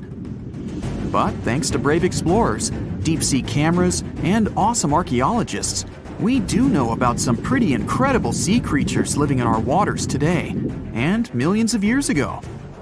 From the 9-foot spider crab to the 60-foot prehistoric Megalodon, these sea dwellers come in all shapes and sizes. But let's focus on sea creatures famous for their huge size. Can you guess which living species of whale is the largest? Well, it's not the orca, but that's a good guess. The orca is a toothed whale that can grow to anywhere from 23 feet to 32 feet, which is slightly smaller than a school bus. How about the narwhal? Nope, they're not the biggest either. These unicorns of the sea live mainly in Arctic waters and only grow 13 feet to 20 feet in length, and that's including their 9-foot tusk. Tired of guessing? Okay, I give in. The largest whale that still exists today is the blue whale. At a jaw-dropping 82 feet to 105 feet, the blue whale is not only the biggest whale we know of, but is currently the largest animal to have ever lived on Earth. Seriously. These animals are bigger than a T-Rex, and even the prehistoric Megalodon. If you were to put a blue whale next to a school bus, it would look like it could swallow it. Think about that. According to National Geographic, a blue whale's tongue can weigh the same as an elephant. And their hearts can weigh as much as a car. That doesn't even sound possible. It's no wonder these giants need to eat about 4 tons of krill every day. While there aren't too many animals living today that can compete with the blue whale's epic proportions, there is an entirely different species that is a good contender, and it's not quite what you would expect. It's a jellyfish. No, I'm not talking about the little jellyfish that wash up on the shore and ruin a perfectly good day at the beach. I'm referring to the lion's mane jellyfish, the biggest jellyfish around. This invertebrate can grow up to 120 feet long. They also come in different gorgeous colors like red, purple, or even shades of orange. As if their length wasn't impressive, the lion's mane jellyfish boast a whopping 8 sets of 70 to 150 tentacles. That means they can have up to 1,200 in total. And here's the giant oceanic manta ray, the largest type of ray in the world. Their wingspan can be longer than a bus. These guys can reach 30 feet in length. They also have the biggest brain compared to body size among all fish. Unlike their stingray cousins, mantas don't have venomous tails. And while the lion's mane jellyfish and the blue whale are yet to be beaten for the longest sea creature, there is one marine creature that can grow even larger in length. The Portuguese Physalia physalis, tentacles and all, can reach a length of 165 feet long, and that's according to mentalfloss.com. While this thing may look a lot like a jellyfish, it's actually known as a Siphonophore, and there are hundreds and sometimes thousands of them that are genetically identical. Their long tentacles help the organism catch prey, and its sting is fatal to most animals, even humans in some cases. What's even creepier is that if one of the tentacles comes off the organism for whatever reason, it can float around the water for days before decomposing. Even if it's detached, this tentacle can still sting you. But don't go running out of the ocean just yet. Your chances of being hurt by a Portuguese Physalia physalis sting are pretty slim. However, if you do get stung, the side effects aren't pretty, with welts, stomach cramps, an elevated heart rate, and an upset stomach. While you don't want to go anywhere near these long creatures, they sure are pretty to look at. Check out all those colors. The Shastasaurus is the biggest marine reptile that has ever existed. These predators lived during the late Triassic period, about 210 million years ago. These amazing giants could reach lengths of up to 69 feet and weighed more than 75 tons. This made the Shastasaurus as heavy as a blue whale. And if you could stand this creature up vertically, it'd be as tall as a 7-story building. Despite appearances, the Shastasaurus was actually pretty slim for its size. Its ribcage was only 6 feet across. You'd think that this big guy was chowing down on other dinosaurs, but that's not the case at all. This reptile survived on a diet that consisted of small fish and cephalopods, like octopuses and squids. The Albertonectes is a bright representative of the plesiosaur family, meaning that this marine reptile had a small head on an incredibly long neck and large flipper-like limbs that helped it move through the water. These creatures occupied the seas around North America 76 to 70 million years ago. The length of this sea monster could reach 38 feet, with its neck taking up 23 feet of that length. Its neck was a true record breaker. It had a whopping 76 bones in it. No other animal known to humankind has had so many vertebrae in its neck. Scientists aren't sure why they needed such a lengthy neck. They might have used it to collect shellfish off the seabed, or perhaps it helped them capture their main prey, fish and squids. This aquatic reptile also had gastroliths in its stomachs. Some of them were as big as 5.5 inches in diameter. The Tylosaurus belonged to the Mosasaur family. It dominated the shallow seas of North America about 85 to 80 million years ago. This was an enormous predator, with the biggest representatives reaching 45 feet in length. It had a narrow hydrodynamic body with a blunt, powerful head that the animal used to ram and stun its prey. Its body was equipped with agile flippers and a long tail decorated with a maneuverable fin. The Tylosaurus was a carnivore, and its diet included not only fish, turtles, and small sharks, but also other mosasaurs, plesiosaurs, and flightless birds. Meet Ophthalmosaurus. This prehistoric reptile thrived during the late Jurassic period and lived in oceans all over the world. Ophthalmosaurus weighed somewhere around 6,000 pounds and grew to approximately 16 feet long, according to newdinosaurs.com. That's about the same length as the beluga whale that exists today. It's too bad these guys went extinct before we had a chance to see them ourselves, as their cartoonish wide eyes and dolphin-like features are pretty darn cute. Of course, the Ophthalmosaurus evolved over time to become ophthalmologists, or eye doctors that we know today. No, that's just a lie. Just testing you. The Mosasaurus is a truly gigantic predator that dominated the seas all over the world about 66 million years ago. According to fossil evidence, some specimens could be more than 50 feet in length. This fact makes the Mosasaurus the biggest marine carnivore of its time. One of the most terrifying things about this creature was its crocodile-like head, decorated with literally hundreds of razor-sharp teeth, neatly organized in 2 rows on both jaws. The thing is that it was pretty challenging for the Mosasaurus to grab its prey in the water. That's why it had all these teeth, plus something special: pterygoid teeth anchored to the bones on the roof of its mouth. This made hunting and holding onto its prey much easier. The Styxosaurus belonged to the plesiosaur family and lived during the late Cretaceous period, around 85 to 70 million years ago. Upon first glance at this dinosaur, you might mistake it for a sea snake, and it'd be an honest mistake. Styxosauruses were about 35 feet in length, but over 16 feet of that consisted just of their long snake-like neck. They had a comparatively small body and weighed approximately 4 tons. Their mouths were full of razor-sharp cone-shaped teeth that they used to catch fish. They didn't need to chew their prey, thanks to the 200 small stones called gastroliths in their bellies that probably aided in digestion. At the same time, some scientists believe that the Styxosaurus used these stones to sink to the ocean bottom in search of particular types of fish. Looks kind of like Nessie to me. That's right, come on aboard.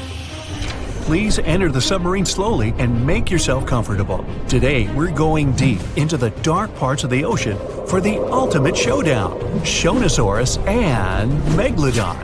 Time to see how Shoni and Meg stack up against each other. First round, age. Look at Shoni, the largest marine reptile, coming out of nowhere. This marine reptile looks a bit tired, since it traveled all night and got here all the way from the late Triassic period, about 215 million years ago. Back then, it was all dinosaurs, plus some crocodiles. Oh look, Meg got here on time too. She looks a bit more fresh and relaxed, probably because she's way younger than her contender. She started her dominance over the ocean 20 million years ago. Will she be able to stay on the throne after this duel? Meg went extinct about 2.5 million years ago, or at least we think she did. Only about 5% of the ocean has been explored, so spreading stories about an underwater giant shark is pretty easy. Who knows what's really hiding down there? Even though they're both extinct, dinosaurs like Shoni are way older. Meg's a baby compared to her. Sorry Meg, 1 point goes to your older challenger. I bet Shoni's got some awesome stories to tell. Next round, length. Good old Meg. She's the largest shark that ever lived on our planet, around 60 feet long. There aren't any full fossils of her to get a really accurate measurement. Scientists that study modern sharks can guess her length by her epic tooth size. Shoni was a little bit shorter, around 50 feet. She kinda looks like a bigger, bonier version of a dolphin. Dolphins can grow up to 13 feet long. Even the biggest dolphin, the orca, looks tiny. It's only 30 feet long. 1 point goes to Meg for being huge. And we're tied up at 1 apiece. Round 3, teeth. Meg was one of the greatest threats in the ocean, with teeth similar to those of a modern white shark. Scary, symmetrical, triangular, insanely sharp, and up to 7 inches long. Meg had around 276 teeth in 5 rows. That sounds super scary, but some modern sharks have over 300 teeth. But they're not all ready for action. Some are fully grown, some are still growing up. Sharks' teeth are not that strong, so they fall out a lot, which is not that big a deal like it is for humans. They produce new teeth all the time, so they can replace the ones that get worn down. Get this, Meg probably worked her way through about 40,000 teeth over her lifetime. Shoni, unfortunately, won't be able to defend herself with teeth in this duel, because she doesn't have any. Researchers believe that younger Shonis had teeth because they needed some help getting food and fending off rivals. When they got bigger and older, they didn't need them anymore. Sorry, Shoni, this round isn't even close. Meg takes the lead 2-1. Next round, who can eat more? Scientists believe Meg ate around 2,500 pounds of food every day. Her teeth tell us she didn't exactly love the salad bar. With a mouth almost 10 feet wide, Meg had the most powerful bite of all animals on our planet. That way, she didn't have to be too picky. She could munch on bigger ocean animals like whales, giant turtles, seals, or any other marine mammal that got, too close. No wonder she weighed about 140,000 pounds. Because of her lack of teeth, Shoni preferred animals with softer bodies, like smaller fish, squids, that sort of stuff. We don't really know how much she ate every day, but with an approximate weight of around 60,000 pounds, she's heavier than 2 sperm whales or 3 elephants, but still peanuts compared to the mighty Meg. Good for you, Shoni. Keep up the good work with all that soft food. But unfortunately, Meg's eating up the points in this competition, 3-1. You don't really want to mess with someone who can eat a whole whale for breakfast. Round 5. Looks. Scientists have reconstructed Meg to look like a bigger, just a little more dangerous version of a white shark. They were so similar that lots of people thought the white shark was Meg's great-great-great-grandkid. But the truth is that they're not related at all. Meg was the last member of a completely different lineage of sharks. She had a shorter nose and a flatter jaw that almost looked like it got squished somehow. Like the blue shark, she had really long pectoral fins to support her size and weight. Shoni looks like a tubby, bit quirky, and way bigger version of a dolphin. She has 4 flippers and a longer skull. And what's interesting is that she doesn't have a dorsal or sail fin. Shoni can't do any of those cool tricks and maneuvers that dolphins do. That part also probably doesn't help when she meets another hungry dinosaur. She can't dodge out of the way so easily. Still, Shoni's big enough not to have to worry about that kind of stuff. Step aside, Meg. Stop hogging the spotlight. We want to see more of this cute, funny dolphin-like creature. 1 point for Shoni. She's catching up 3-2. Round 6. Who has a cooler name? Shonisaurus means lizard from the Shoshone Mountains. Why? Because it's a lizard from the you get the picture. Cool name, huh? Megalodon, on the other hand, means large tooth. Sorry, Meg, it's 1 point for Griffith. Wait a minute, wrong video. We're all tied up at 3-3. Round 7. Who traveled more? Just like modern sharks, Meg's skeleton isn't made of bone, it's made out of cartilage. That's the stuff your ear and nose are made out of. So, no matter how much you look for them, you're never going to find any of Meg's bones. Her only fossils are actually teeth, since they're made of dentin. In her 18 million years of existence, Meg traveled a lot. Her teeth have been found all over the globe. She even went on vacation to tropical and subtropical waters. But the one place she never went was to Antarctica. Shoni was a wanderer too. Her fossils were first found near Las Vegas. No, it's not what you think. She really wasn't all about the parties and shows. Vegas was all underwater back then. She too took long trips along the coast, visited different countries, enjoyed fancy seafood buffets all over the world. Pretty good life overall.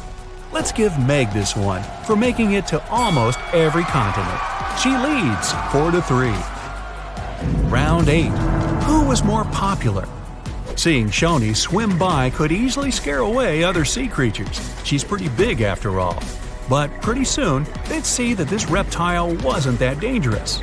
Okay, squid, small fish, they weren't big fans. But medium-sized water creatures soon figured out they were too big for her, so they could be friends.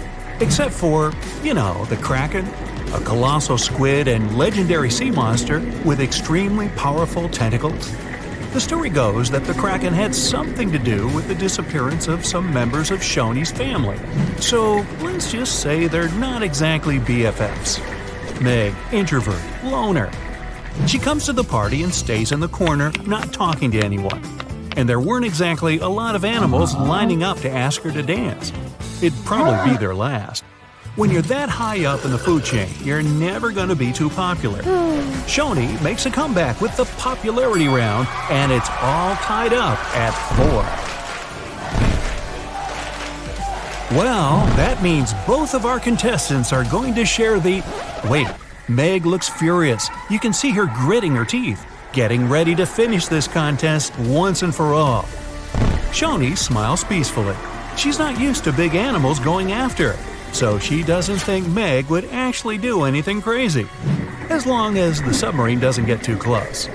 Okay, wait, Shoni's swimming towards Meg. They're gonna go at it. No, Shoni's telling Meg she can have the prize. Wow, crisis averted. Meg does not like to lose. Shoni, you certainly deserve the Pacifist of the Pacific trophy. Uh-oh, Meg doesn't look too happy about that. Better strap in, guys. Here we go. 450 million years ago, no, I wasn't around then, the sea level was higher, coral reefs started to form, the climate on our planet was stable and warm, not even dinosaurs were around yet. The time when bony and jawed fish we know as sharks appeared.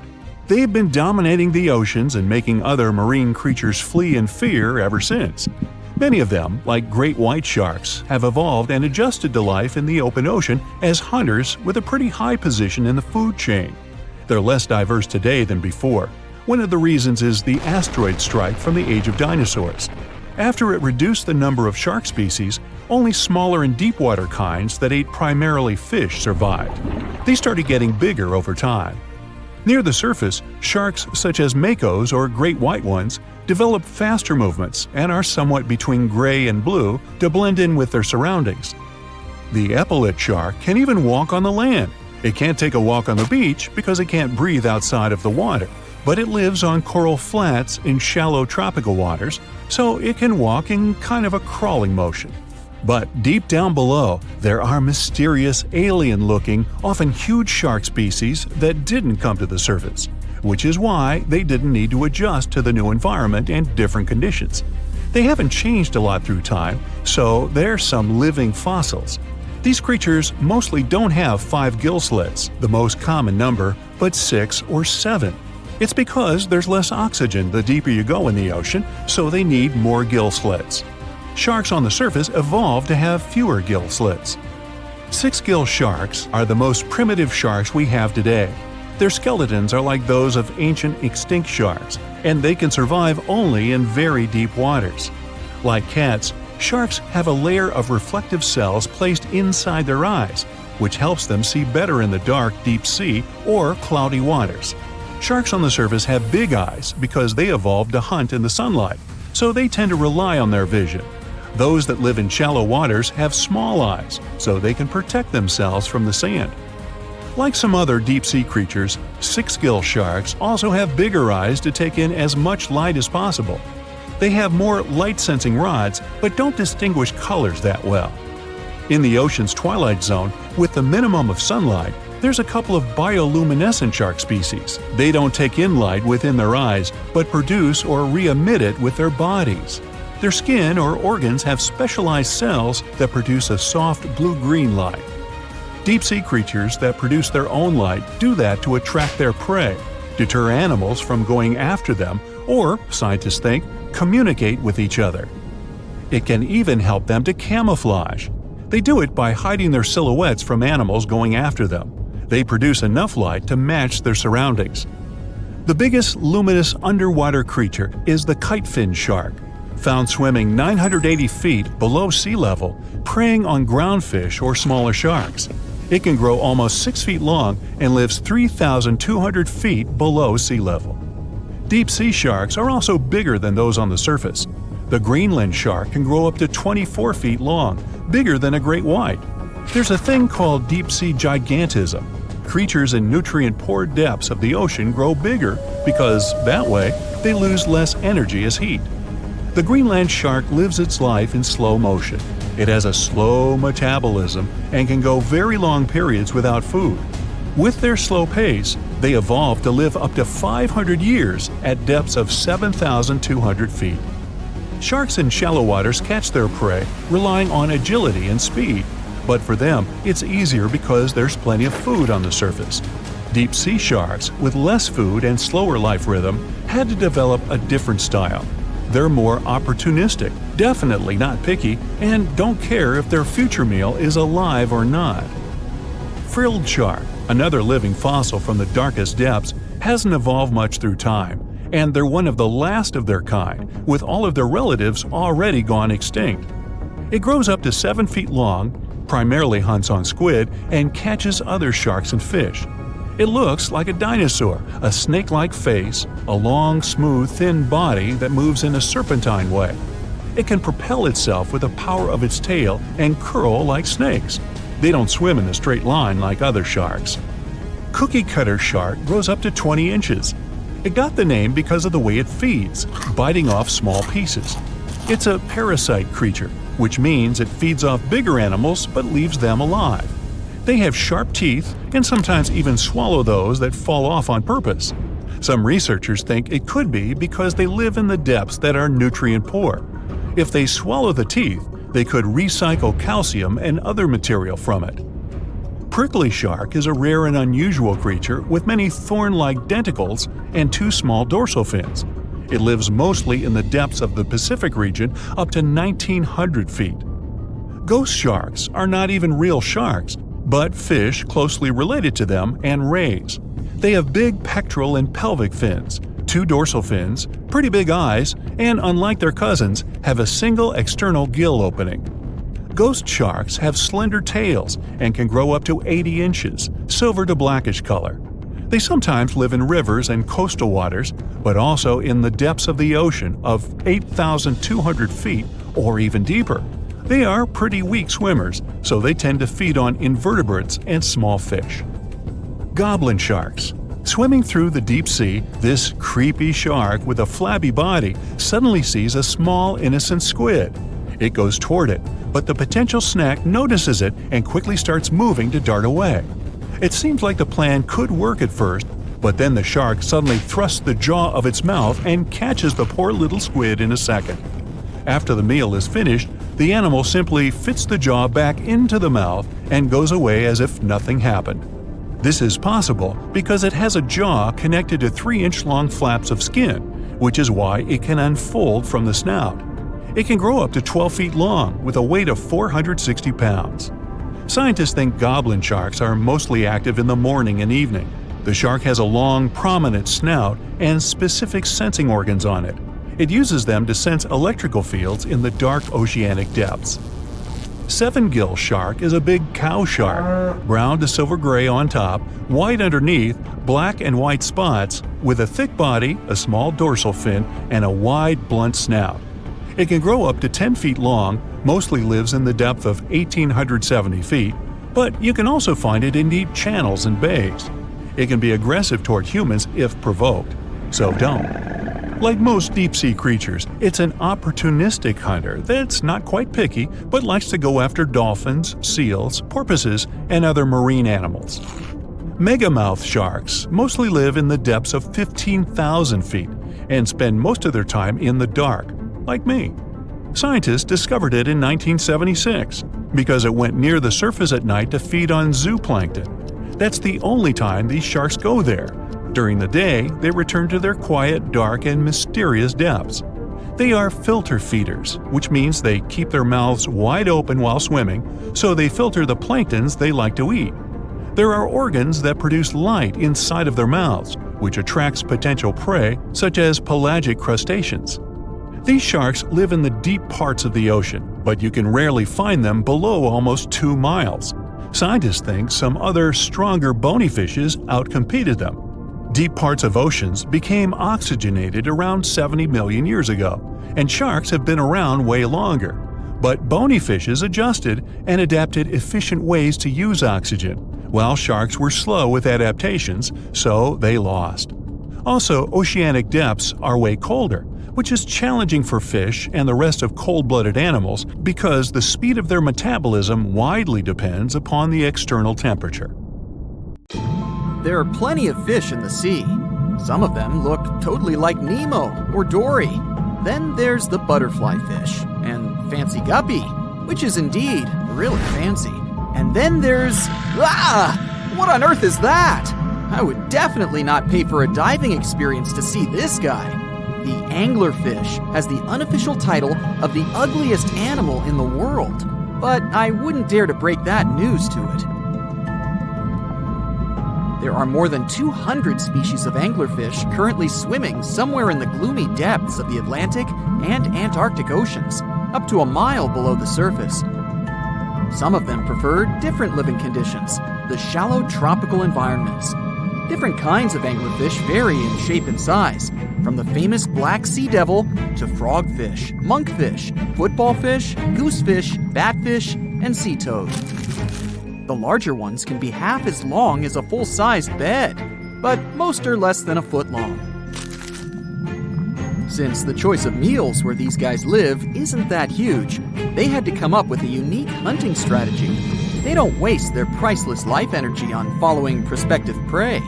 Instead, they use a piece of dorsal spine that sticks above their mouths like a fishing pole, hence the name of the fish. There's a sac of bioluminescent bacteria that glows brightly in the dark at the end of that rod. The light lures prey, and all the anglerfish has to do is wait, and then enjoy its lunch delivered right to its mouth. Their bodies are pliable and huge, so they can easily swallow prey twice their size. Deep-sea anglerfish eat whatever they can find. Species that live in more shallow water aren't picky either, and can eat anything from shrimp to snails and small fish. Only female anglerfish have the cool fishing rod feature though. So what about their males? Finding a soulmate deep under the sea isn't that easy. I mean, literally, there's no light down there. Plus, there are frigid temperatures and low oxygen levels. Anglerfish can't afford to go on many dates in those conditions, so they mate for life. And before you go aw about it, I have to tell you, they do it in quite a special way. Male anglerfish are much smaller than their ladies. The contrast is so striking that when researchers first got interested in their love life, they thought those males were actually the offspring, or larvae, hanging out next to their moms. Certain anglerfish male species have receptors that alert them that there's a female nearby.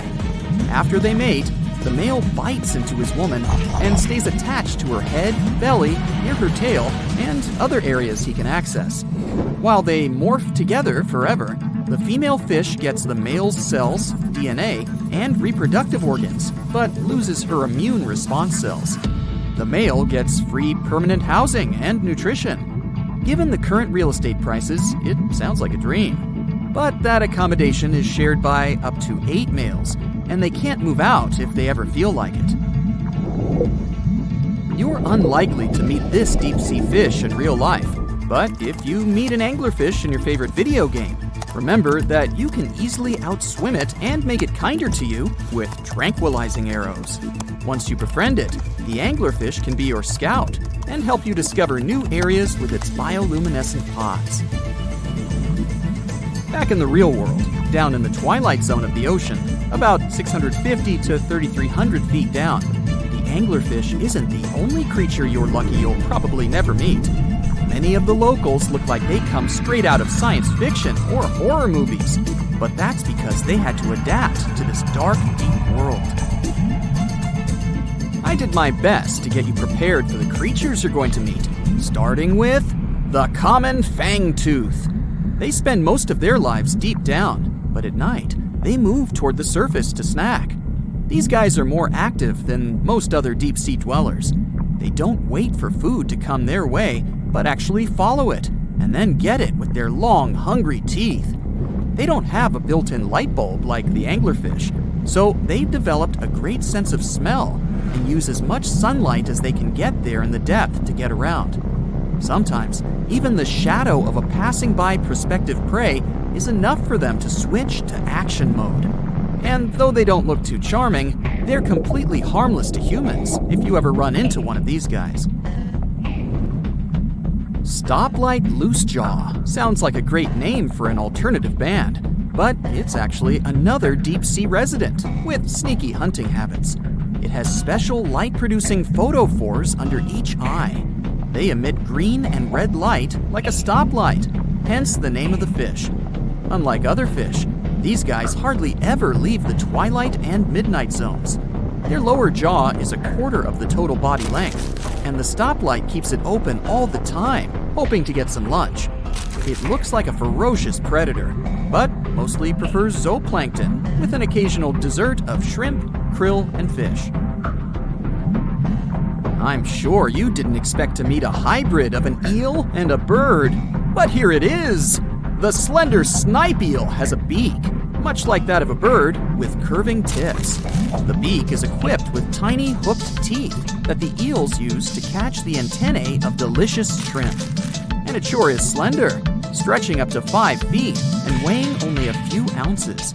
Scientists don't know all of this guy's secrets, since it's pretty tricky to study in their natural habitat. But it looks like they only produce offspring once in a lifetime, and then pass away. Glass squids like to take it easy in life, and literally go with the flow. They're filled with a solution which is lighter than water, so they don't have to make any effort to move around the deep sea, looking for food and partners. These creatures are transparent, so they blend into any landscape and don't even cast a shadow while moving. Talk about a great survival tactic. If danger finds it anyway, it can transform into a lumpy ball, pushing its head and tentacles into its mantle cavity. It can also release ink into the mantle and go from transparent to black. The same ink can protect it against hungry whales and seabirds. Another tactic they use to scare off predators is to activate their light-emitting organs around their eyes. I'm getting hungry. Maybe I can snack on this sea cucumber. Ouch, it's moving! So I guess it doesn't belong in a salad after all. These soft-bodied fellows live in all parts of the ocean, from shallow waters to the deep underwater world. Most of them slowly move around with their tiny feet, but some crawl around by flexing their bodies. Sea cucumbers can shed their internal organs when there's a predator approaching. Those sticky organs distract the intruder, and the happy cucumber moves on and just grows the organs back. What's that glistening in the distance? Looks like someone dropped gems in the water. That's a sea sapphire, also known as the most beautiful animal you've never seen. Some males of this type of copepod can change color from deep blue to purple, red, or gold. 1 second later, it's gone. And it's back, shimmering bright. The secret to this magic is that their bodies are transparent and reflect light differently at certain angles. It looks like it's their way of communicating between each other and attracting mates. Female sea sapphires don't have the same superpower, but their eyes are bigger compared to males, probably to spot them from a distance. Males roam wild and free, and their ladies stay in the crystal palaces of strange barrel-shaped jellies called salps. Lions, dogs, cats, all these mammals sleep in pretty comfortable positions. But not whales. They look like giant floating loaves of bread, which is a scene one diver accidentally came across in the Caribbean Sea. 6 whales were just standing upright with their tails pointed down at a depth of about 65 feet below the surface. Scientists discovered that when sperm whales take a nap, they stay in this position for 10 to 15 minutes. They don't move or breathe. But these creatures spend only 7% of their time asleep, far less than other mammals. Usually, they either rest peacefully in the water or relax, slowly swimming next to other marine animals. When they're moving and sleeping at the same time, they're actually taking a nap. These animals can't go too deep and need to stay close to the surface. Great white sharks sleep and hunt at greater depths, which means one less thing to worry about when taking a quick nap. Plus, it gets pretty cold the deeper you go, and whales need warmer environments that can help them maintain the temperature of their large bodies. When alone, dolphins enter a stage of deep sleep. It usually happens at night and lasts for only a few hours at a time. While sleeping, the animal floats at the surface. It shuts down half of its brain, I can relate, together with the opposite eye. The other half is at a low alert level, awake and ready to react if some unwanted visitor comes closer. The part of the brain that is awake also sends signals when it's time to go up to the surface to take a breath of fresh air. Marine mammals have the blowhole. That's a flap of skin they can open and close whenever they want. People breathe automatically. Your body knows what it needs to do even when you're sleeping. But whales and dolphins have a voluntary breathing system. It means they need to consciously go to the surface to get some air. And one part of their brain needs to always be awake to inform the animal it's time to go up. Whales and dolphins can hold their breath way longer than other species. They also have a higher tolerance for carbon dioxide and can take in more air. Their red blood cells store more oxygen too. Whales and dolphins' blood goes only to those body parts that really need oxygen. If a whale only uses its brain, heart, fins, and some other muscles needed for swimming at the moment, those will also be the only body parts that will get the oxygen. Digestion or other functions can wait. The ocean is not a place where you can relax and peacefully fall asleep. While sleeping, fish reduce their activity. Their metabolism becomes slow. Some of them keep floating in the same spot. Others find a safer place among corals or in the mud. Early in life, dolphins learn to make a unique whistle that helps others from their pod to identify them. That means these specific whistles are their names, and dolphins do respond to them. Clams have feet. It looks like a large tongue that sometimes protrudes from the shell, but that's actually the foot, and it's relatively long compared to the length of the animal. Clams use this limb to dig themselves in the sand. The blue whale is the largest living animal, and it's also larger than the majority of dinosaurs used to be.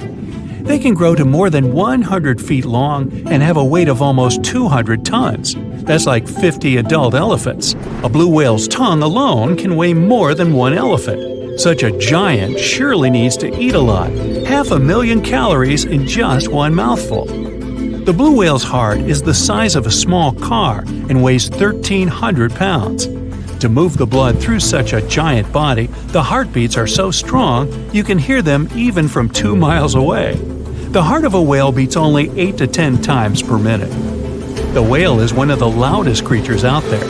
Its call can go up to 180 decibels, which is as loud as a jet plane. Almost 95% of jellyfish's body is made of water. For comparison, the human body is 60% water. It's probably not a surprise since jellyfish don't have a heart, blood, eyes, or brain. The other 5% of their body weight is proteins, muscles, and nerve cells. Jellyfish have been around for more than 500 million years. This makes them older than dinosaurs. These creatures haven't changed much, and today's jellyfish are pretty much like their ancestors. These creatures live in the ocean, but in 1991, more than 2,000 jellyfish polyps were taken into space. Scientists wanted to see how they would react in the environment with no gravity. The jellyfish reproduced and created 60,000 new polyps, but unfortunately, those couldn't function normally after getting back to Earth. One species of jellyfish can literally live forever. As it grows older, the critter goes down to the seafloor to become a polyp again, and that polyp turns into a new jellyfish with the same genetics. Greenland sharks can live 500 years. This is an animal with almost the longest lifespan among vertebrates. Sperm whales are sociable creatures. They spend their life surrounded by their family. These animals support one another and have close friends they remember well, even if they don't see each other for a long time. Electric eels have small eyes that are not so effective in environments with no light, so they mostly rely on their electric organs. Those consist of 6,000 cells. Eels use them to stow power, similar to batteries. These creatures use electricity like bats use their radars or dolphins their sonar. An eel can also produce enough electricity to power a panel of light bulbs. There's a small tropical archer fish that can learn to recognize human faces. This fish has an interesting ability to spit small jets of water from its mouth. Researchers showed the fish the image of two different faces placed side by side. One was unknown and the other was familiar. The fish was supposed to spit water at the familiar one. The creature took the right guess more than 80% of the time. Every year in the winter, great white sharks that live along the California coastline disappear. It feels as if they take a vacation for 30 to 40 days. The animals go to a point halfway between Hawaii and Mexico. They might do it to get some food, relax, or hang out with their buddies from other areas. The spot is now called the Whale Shark Cafe. Some types of sharks, like makos, whale sharks, or white sharks, breathe in a very specific way. It requires them to swim all the time. They also need to move quickly and with their mouth open. This way, the oxygen can enter and reach their gills. Sea sponges are some of the most primitive animals. They're immobile, don't have a mouth, eyes, bones, brain, heart, lungs, or any other organ whatsoever, and still, they're alive. There's such a thing as a sea unicorn. That's an animal called the narwhal. Its horn is actually a tooth that can grow up to 10 feet long. Manatees, also known as sea cows, are distant relatives of elephants. Their weight can go up to 1,000 pounds. These creatures are vegetarian and need to eat around 10% of their total weight on a daily basis. That's lots of sea salad. In some cases, manatees share space with alligators, but they get along pretty well. You can even find a photo from Florida where an alligator rides a manatee's back. Frogfish have special fins that help these creatures walk along the sand. They're very useful in shallow waters. A ghost pipefish is hard to see, but once you spot it, you're bound to get really surprised. Its head makes up over 40% of its body. Crabs don't feel like wasting time on such formalities as putting foods in their mouth. That's why they taste it with their feet, which is where their taste buds are. Marine iguanas are the only lizards on our planet that like spending time in the ocean, even though they mainly live on land. They're herbivores that feed in shallow waters and swim like snakes. Iguanas use their long claws to hold onto the bottom when they need to graze. Green turtles can cross over 1,400 miles when migrating. They try to find the perfect spot to lay their eggs. Penguins sort of fly when they're underwater, reaching a speed of 25 miles per hour. More than 5 million years ago, I've heard, I wasn't around then, deep-sea worms and humans had a common ancestor. So we still share 70% of our genes with these creatures, and with sea stars, squid, and octopuses. The ocean covers over 70% of our planet, and over 80% of it is unexplored. More than 1 million species live there. But there are not only animals, 3 million shipwrecks are lying all over the ocean floor, hiding mysterious stories. Many of them are yet to be discovered.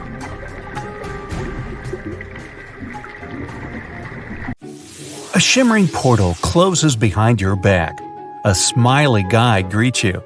Hey, you're not the first person to travel between the worlds, but such a journey still remains something out of the ordinary. At first sight, the place is not that different from your own. The same people, the same transport, similar architecture. Then why did your friends swear it would be the trip of your life? Your travel agent told you the town you'd be visiting is at the seaside. That's why you ask your guide if you could spend some time near the ocean. He gives you a funny look, but agrees. The day's brilliant, sunny, and hot. It feels only natural to take your clothes off to get some sun. After a while, you get up to go have a swim in foamy waves. But your guide grabs your arm. His grip is unexpectedly strong, his face anxious. No, it was risky enough to come to the beach and stay so close to the water. And now you're going to take a chance with your life? Huh? That's all you can answer. There must be some misunderstanding. What's so dangerous about this beach? Rip currents? The guide suddenly calms down. Don't tell me you don't know why people from your world travel here? You shake your head, and the man starts to laugh. When he's done chuckling, he becomes serious and mutters, "Okay, I'll show you something you won't be able to forget. Ever. Let's go." You walk along the beach, keeping more than enough space between you and the water. What surprises and worries you the most is the eerie silence. The only sound you can hear is waves hitting the shore. No kids cheering, no surfers riding their boards, no fishers waiting for a good catch. Your guide slows down, and you see a small harbor. For some mysterious reason, it's separated from the open ocean by a thick metal fence with massive gates. You and your guide are heading for a large boat, or rather a ship. Just how many people are going to join us on this excursion, you ask.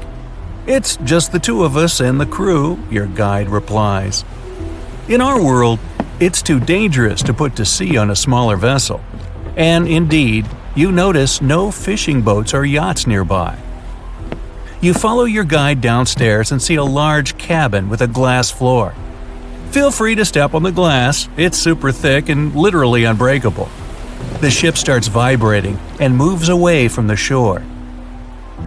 You're watching the rocky bottom, corals, and schools of colorful fish pass by. The water under the ship is getting darker.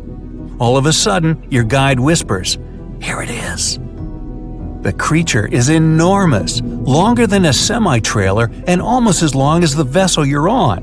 Its body shape resembles that of the modern-day monitor lizard, but longer and more streamlined. This makes the animal more fitted for swimming. Its limbs are short, with webbing between fingers. It also has a wide tail with a broad triangular plate on it. While swimming, the critter keeps its body stiff to reduce the drag through the water. The only thing that's moving is its mighty tail. As soon as you manage to get your voice under control, you scream, "A dino!" Nope, your guide doesn't agree. It's a mosasaur. They aren't dinosaurs. These creatures are reptiles. You must have their close relatives in your world, snakes and monitor lizards. The mosasaur you see is one of the largest species, which are quite rare. There are many kinds of these reptiles, and the smallest is a mere 3 feet long. The average length is 13 feet at the most. But big specimens still occur. That's why we have to build such large, sturdy ships. Just one tail swipe from this beast, and a smaller vessel would be broken in half. The mosasaur, you still find it hard to wrap your mind around it, is swimming under your boat for some time and then swooshes up to the surface. Your guide answers the question in your eyes. Mosasaurs need air. That's why they regularly rise to get some. That's the reason they prefer shallow coastal waters.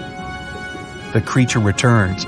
This time, you get a chance to see its jaws. Each is completed with 2 extra rows of triangular teeth. Behind them, you spot its tongue, and wait, is it really forked? All in all, the creature's mouth looks like one of a snake, including the teeth. They're also curved backward not to let prey slip away. Your guide chooses this moment to start telling you about the awesome creature. Yeah, Mosasaurus evolved around 100 million years ago, but 34 million years later something went wrong, and they didn't disappear like it happened in your world. That's why now, our oceans are very different from yours. Fish and mammals in our oceans have developed special traits that allow them to avoid mosasaurs. Plus, thanks to this reptile, we have a much greater diversity of marine species. You notice your mosasaur dashing up and to the left. When it returns, there's something that looks suspiciously like a bird in its jaws.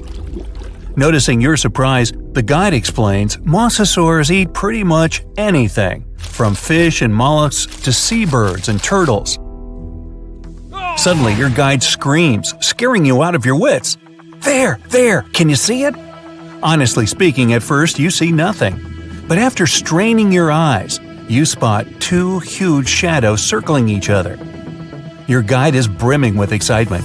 You can't imagine how lucky we are! I've been doing this job for 15 years, but I've never seen a mosasaur fighting with a megalodon. For a moment, your mind stops functioning. Has he just said there are megalodons in his world? And then you see it. A giant animal is coming closer. It's almost 60 feet long, bigger than the whale shark, the largest of all the shark species in your world. Your guide keeps blabbing. Both of these creatures are top predators. Mosasaurs are usually a bit smaller than megalodons, but this one's huge! As the sea monsters get closer, you manage to get a better look at the Meg.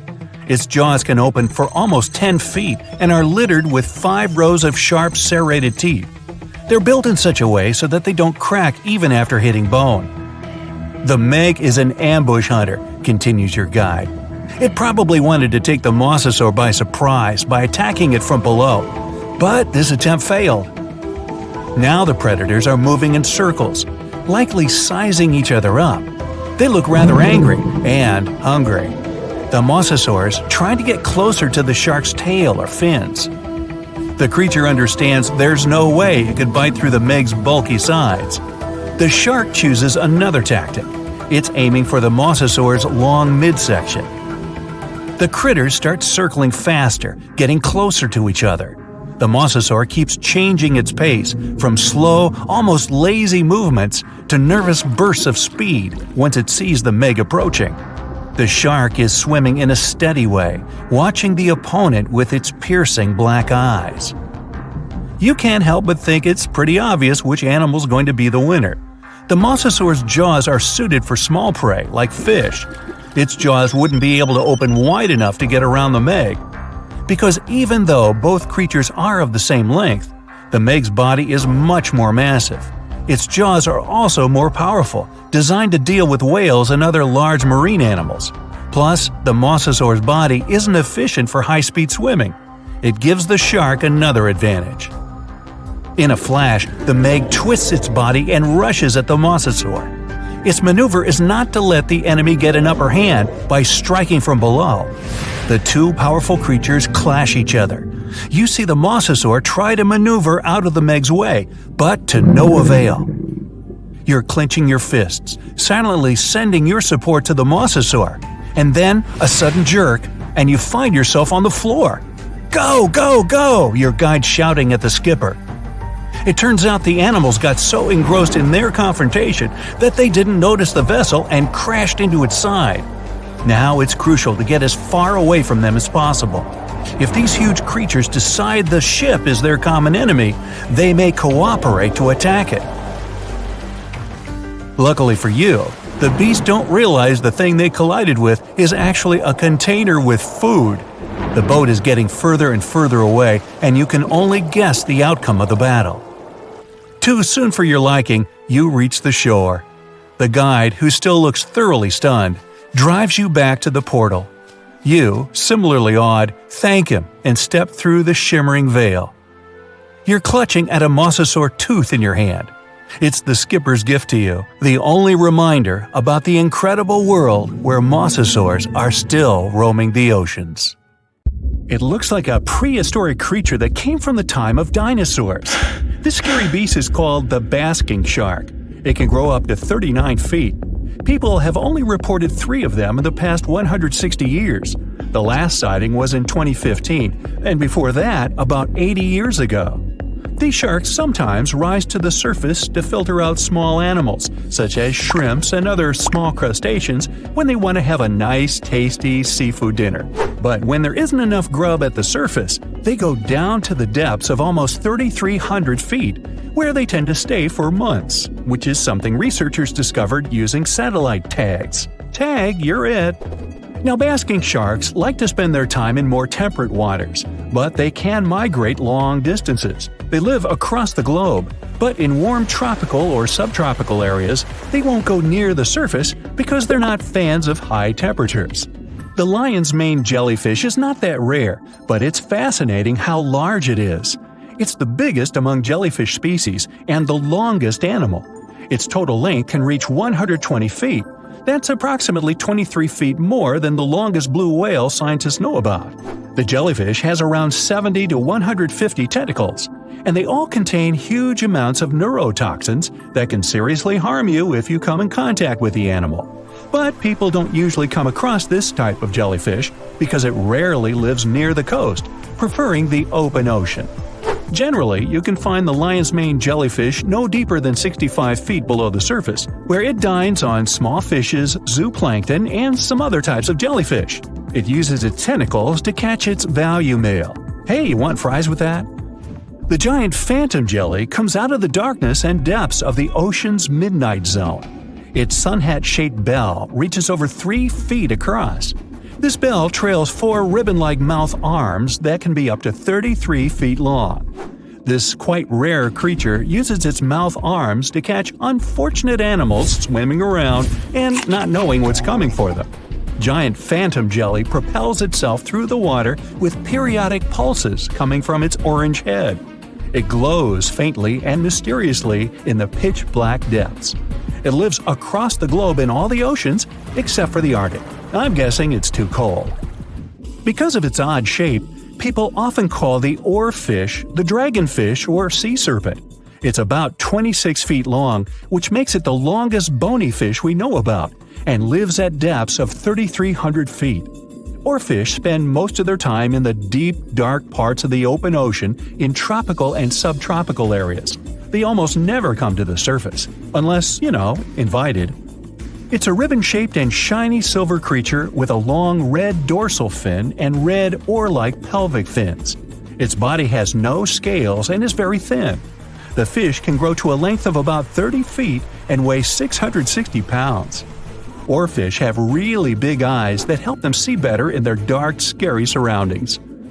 The frilled shark is definitely one of the gnarliest-looking marine animals out there. If you saw it somewhere, you'd probably think you went back to the age of dinosaurs. Yup, the frilled shark is a prehistoric creature because its roots go back 80 million years. This living fossil can grow to be 7 feet long.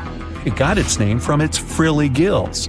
Even though frilled sharks have the shark part in their name, they swim similar to an eel in a distinctly serpentine way. Its mouth is terrifying. Similar to the maw of the great white shark, it has 300 trident-shaped teeth lined in 25 rows. Hey, come a little closer, huh? Researchers discovered this creature in the 19th century, but people rarely see it, and no wonder.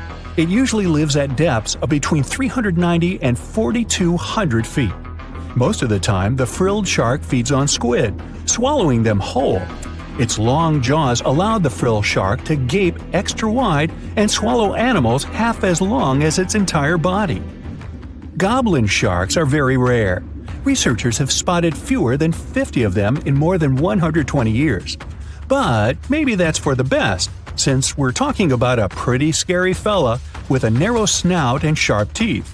It's also capable of thrusting its entire jaw outward when it wants to catch something. Sounds familiar.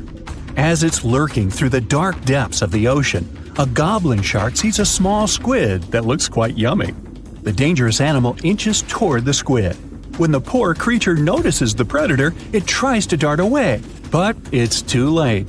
The shark has already thrust its jaw the whole 3 inches out of its mouth. This jaw is connected to the flaps of skin the shark can unfold. This helps a lot because the goblin shark is a sluggish animal, so it's pretty hard for it to chase its food. After finishing its lunch, the goblin shark puts its jaw back in its mouth and swims away as if nothing's happened. Goblin sharks mostly live at the bottom of the ocean. Like many other shark species, they prefer swimming alone. Here's a silver-colored creature with very rough skin. That's the ocean sunfish, with a total length of almost 11 feet. Its other name is mola. The ocean sunfish is the heaviest of all bony fish out there. People sometimes call it a swimming head because of its bizarre appearance. These creatures have such a weird shape because they're born with a back fin that never actually grows. It just folds into itself as the animal matures and creates a rounded rudder. The sunfish is a bit clumsy. It moves with the help of its mighty fins that allow the animal to swim on its side. This marine inhabitant is a solitary creature. It mostly feeds on zooplankton and jellyfish. The spotted wobbegong is one of the world's rarest sharks. It grows to be more than 10 feet long. It may not look as terrifying as some of its shark relatives, but it's pretty good at catching unsuspecting animals swimming past, mostly during the night. The animal has a spiracle, which is why it can breathe while staying still at the bottom of the ocean. It's motionless most of the time, which is why you can barely notice it. Its flat body and large pelvic and pectoral fins blend in with the underwater terrain. That's why they're so good at hiding. This ability helps when these sharks want to protect themselves too. Wobbegong means carpet shark. They usually live close to the ocean floor in coral reefs, on sandy bottoms, and under piers. People have even spotted the shark in the water that is barely deep enough to cover its flattened body. Now, blobfish lack teeth and bones, so they can't actively hunt. Since they don't have much muscle mass, they can barely move around. Hey, I had a roommate like that once. They get their energy from animals they scoop up from the seafloor. They also know how to conserve this energy. That's how it usually goes with deep-sea creatures. They don't have as much food as those animals that swim closer to the surface. Instead, they have special body mechanisms that allow them to save energy for the times when they don't have much to eat. Pressure at the depths where the blobfish lives is 120 times as high as that at the surface. That's why the bizarre creature looks like a weird gelatinous mass only when you bring it up to the surface. The pressure here is not strong enough to keep its body together. Hey, breaking up is hard to do. The white margin stargazer could compete with the blobfish for the title of the ugliest animal in the sea, don't you think? Now, this animal has eyes on the top of its head, together with an upward-facing mouth which the creature uses to hide itself in the sand. That's where it spends most of its time, with only its eyes protruding from the sand. It chills this way until some small animal passes by. It can lunge at its target incredibly quickly, literally within milliseconds. This creates a vacuum in the water that pulls in a crab, fish, or some other small, unfortunate animal. Another tactic involves venom. This fish has a venomous spine in its shoulder blade that helps with catching other animals and defending itself against enemies. Even though it's not related to the electric eel, the white margin stargazer can generate an electric shock as powerful as 50 volts. Ow! Most of the ocean is still shrouded in mystery, whether we're talking about dark corners or creatures that are hiding in the depths. But sometimes it gives us a peek into scary things it hides in its cold, dark depths. Like when you hear on the news that there are some deep-sea creatures washed ashore after a powerful storm once again. Some just look weird, while others are real monsters that live at depths of more than 3,300 feet. The coldest and deepest parts of the ocean have created one specific phenomenon called gigantism. So, sea spiders, squids, worms, and many other animals, mostly invertebrates, or creatures without backbones, they're all way bigger and scarier than the versions we see in the more shallow areas. In the Pacific depths, you can see a sea sponge as large as a minivan. Or what about the colossal squid that lives in sub-Antarctic waters and is nearly 14 times longer than the arrow squid, a type that mostly lives in New Zealand? Researchers found many of these underwater monsters in the abyssal zone of the ocean.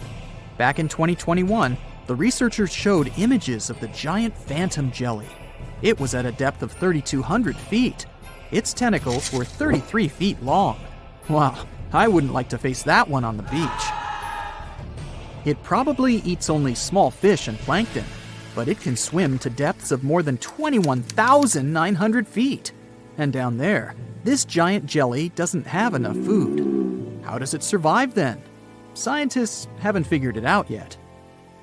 And there are even more questions related to the giant squid, the biggest one ever found. This monster is 43 feet long, with a weight of nearly a ton. Imagine if those tentacles would grab your car, or something like that. They would smash it like it was a toy. There's no light in the abyssal zone. Sun rays just can't penetrate that deep. So there's no algae or underwater plants there. Local animals mostly eat snow. Marine snow is not like the regular one you build a snowman with. It consists of any small flakes or remains that fall from the surface of the ocean. Maybe even some leftovers that animals up there couldn't eat. So it's not much. But apparently, it's enough for very large creatures that hide deep down there, like giant squids. Squids that generally live at such depths don't bother going after their prey. They just wait until the poor animal swims right up to their long tentacles and falls into a trap. It may not be the best method ever, because not many animals will even swim into these dark, cold parts. But it's the method that saves energy. A giant squid eats only 1 ounce of fish daily, which is approximately 45 calories. That's nearly 50 times fewer calories than an average person should eat per day.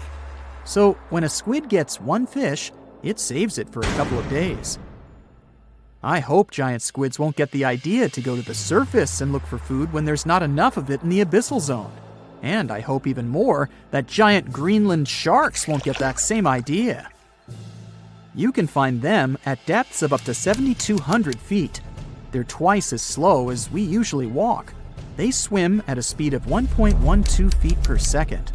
Their slowness is part of the energy-saving mechanism that creatures down there need to survive. But they can speed up in the form of short bursts when they need to catch prey. but they kinda changed their diet from predator to scavenger, considering their environment.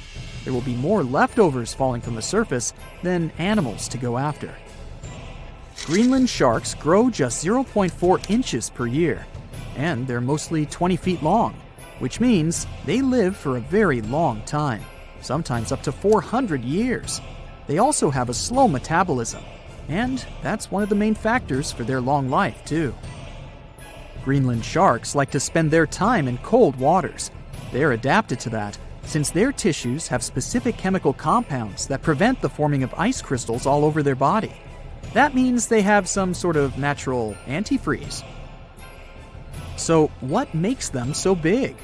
Scientists are still not sure, but some theories try to explain it. There's this thing called Kleiber's rule that says bigger animals tend to be more efficient. Just take a small fish and compare it to a whale with a mass hundreds of times bigger. The whale has a greater metabolism. It conserves energy more efficiently and loses less of it to the surroundings through heat. Moving on, bigger animals can ingest bigger prey. They're more likely to go through tough issues in their environment or defend themselves from predators going after them.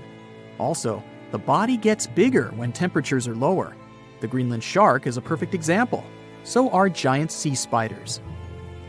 Sea spiders are generally common, and you find some very small ones at 0.04 inches. But in deeper parts of the Antarctic, they become 3-foot-long giants. They grow so big because the cold water has more oxygen.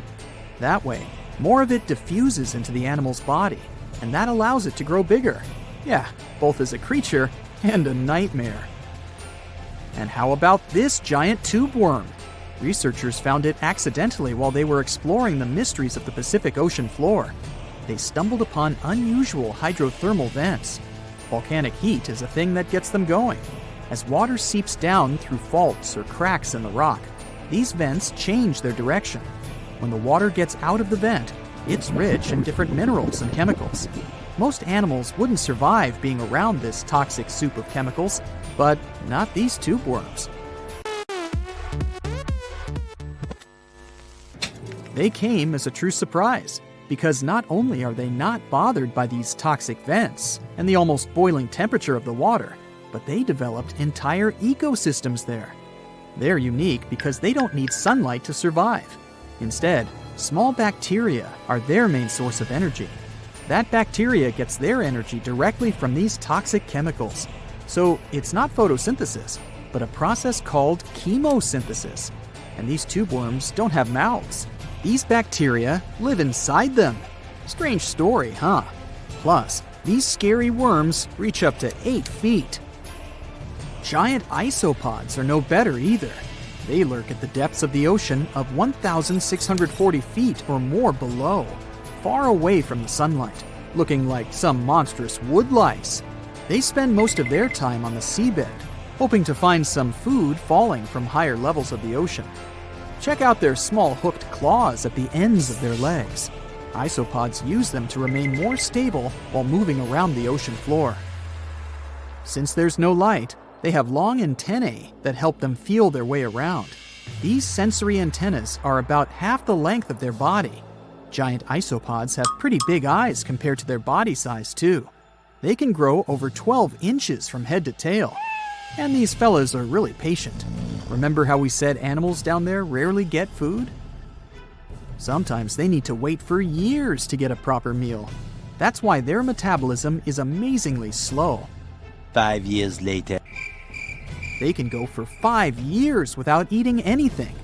Imagine that. I get hungry just talking about this. In 2006, a biologist did research to compare the differences between the shallows and the deep sea regions. He realized the deep sea mirrors the island rule. First, isolated parts of land develop biodiversity you won't find anywhere else. Second, small-bodied life there grows much bigger when it's isolated, compared to life on large land masses. Resources are limited, but also competition and predators. And we don't know much about these deep-sea creatures. It's too expensive and too complicated to carry out such research. So we'll just wait for more raging storms to show us at least part of the monstrous world cold ocean depths hide. Now, if you step on a sea urchin, you're gonna know right away. Look at those spikes. Get the point? Ow! While they're not aggressive, they've got a great defense going against any creatures that want to eat them. Venomous spikes and a poisonous bite. Pick your poison, literally. They live in all of the oceans of the world, so avoiding them is out of the question. They mostly hang out in shallow water, hiding in rock pools and reefs, so unmindful people step on them a lot. The long, venomous spikes of the urchin look like needles. Feel like them too. They can go in quite deep, plus they release a strong toxin. The cure? Remove the spikes quickly and wash with salt water. One small marine mammal just loves sea urchins. Any guesses? It's the sea otter. Don't let its cuteness get in the way of its toughness. These mammals rarely leave the water, and that even includes taking naps. Holding hands with other otters keeps them from floating away from the pack. Their fur is the densest on the planet, up to 1 million hairs per square inch. Hey, we humans only have about 2,000. They're also good with tools. They can use rocks to hammer open shells. Hey, how else would you open a sea urchin? You ought to try it sometime. Stonefish aren't going to win any beauty contest unless the pageant is for Best Rock Lookalike. Their tiny, unreflective eyes and rough skin blend in perfectly with their environment. A large head, an even bigger mouth, and a home full of, it's rocks. And just because you're on the beach doesn't mean you're safe. Stonefish can survive for 24 hours out of the water. Stepping on one or even handling one won't be that fun. Their dorsal fin spines have extremely strong venom. It shoots out when they get stepped on, and it can lead to paralysis or even heart failure. You'll need help fast. No wonder they're one of the most dangerous creatures in the water or anywhere.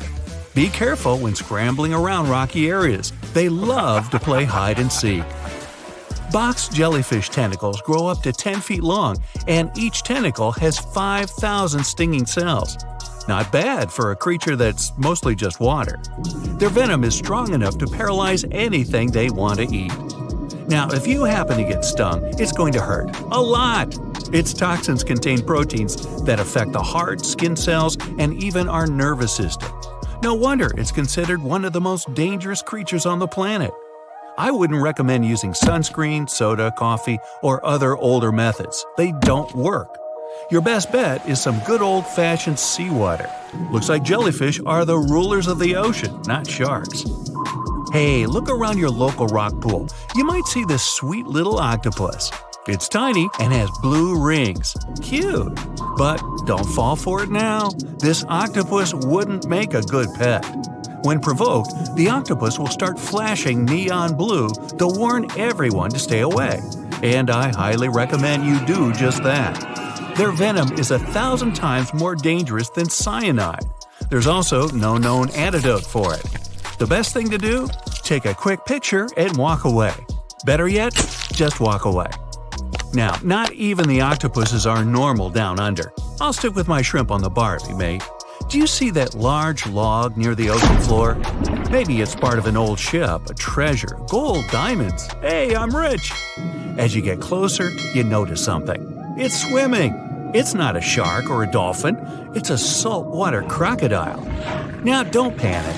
If you bump into one of these reptiles in the sea, it's unlikely it'll think of you as food. Crocodiles have a special valve in their throat that stops them from drowning underwater, but that doesn't mean they can't bite. Usually they're heading to a nearby island, and the quickest way there is to body surf. They can't really take the ferry. Watching one from a distance should be okay, just don't swim to shore right away. They love to ambush their lunch in the shallow water. If there's one time I'd like to see a great white shark, it's when I'm diving with crocodiles. They'll gladly take a crocodile-sized nibble, given the right motivation. Going out on a boat off the coast of Mexico sounds like the perfect vacation. The sun, the blue water, the most endangered sea creature? Wait, what? The vaquita isn't dangerous, but don't expect it to stick around to say hello or sign any autographs. It's incredibly shy. This little cow, that's what the Spanish means, is one tiny sea mammal. With those black markings around its eyes, it looks more like a sea panda to me. Seeing one should make you feel very special. They're on the brink of extinction, mostly because they get caught up by accident in fishing nets.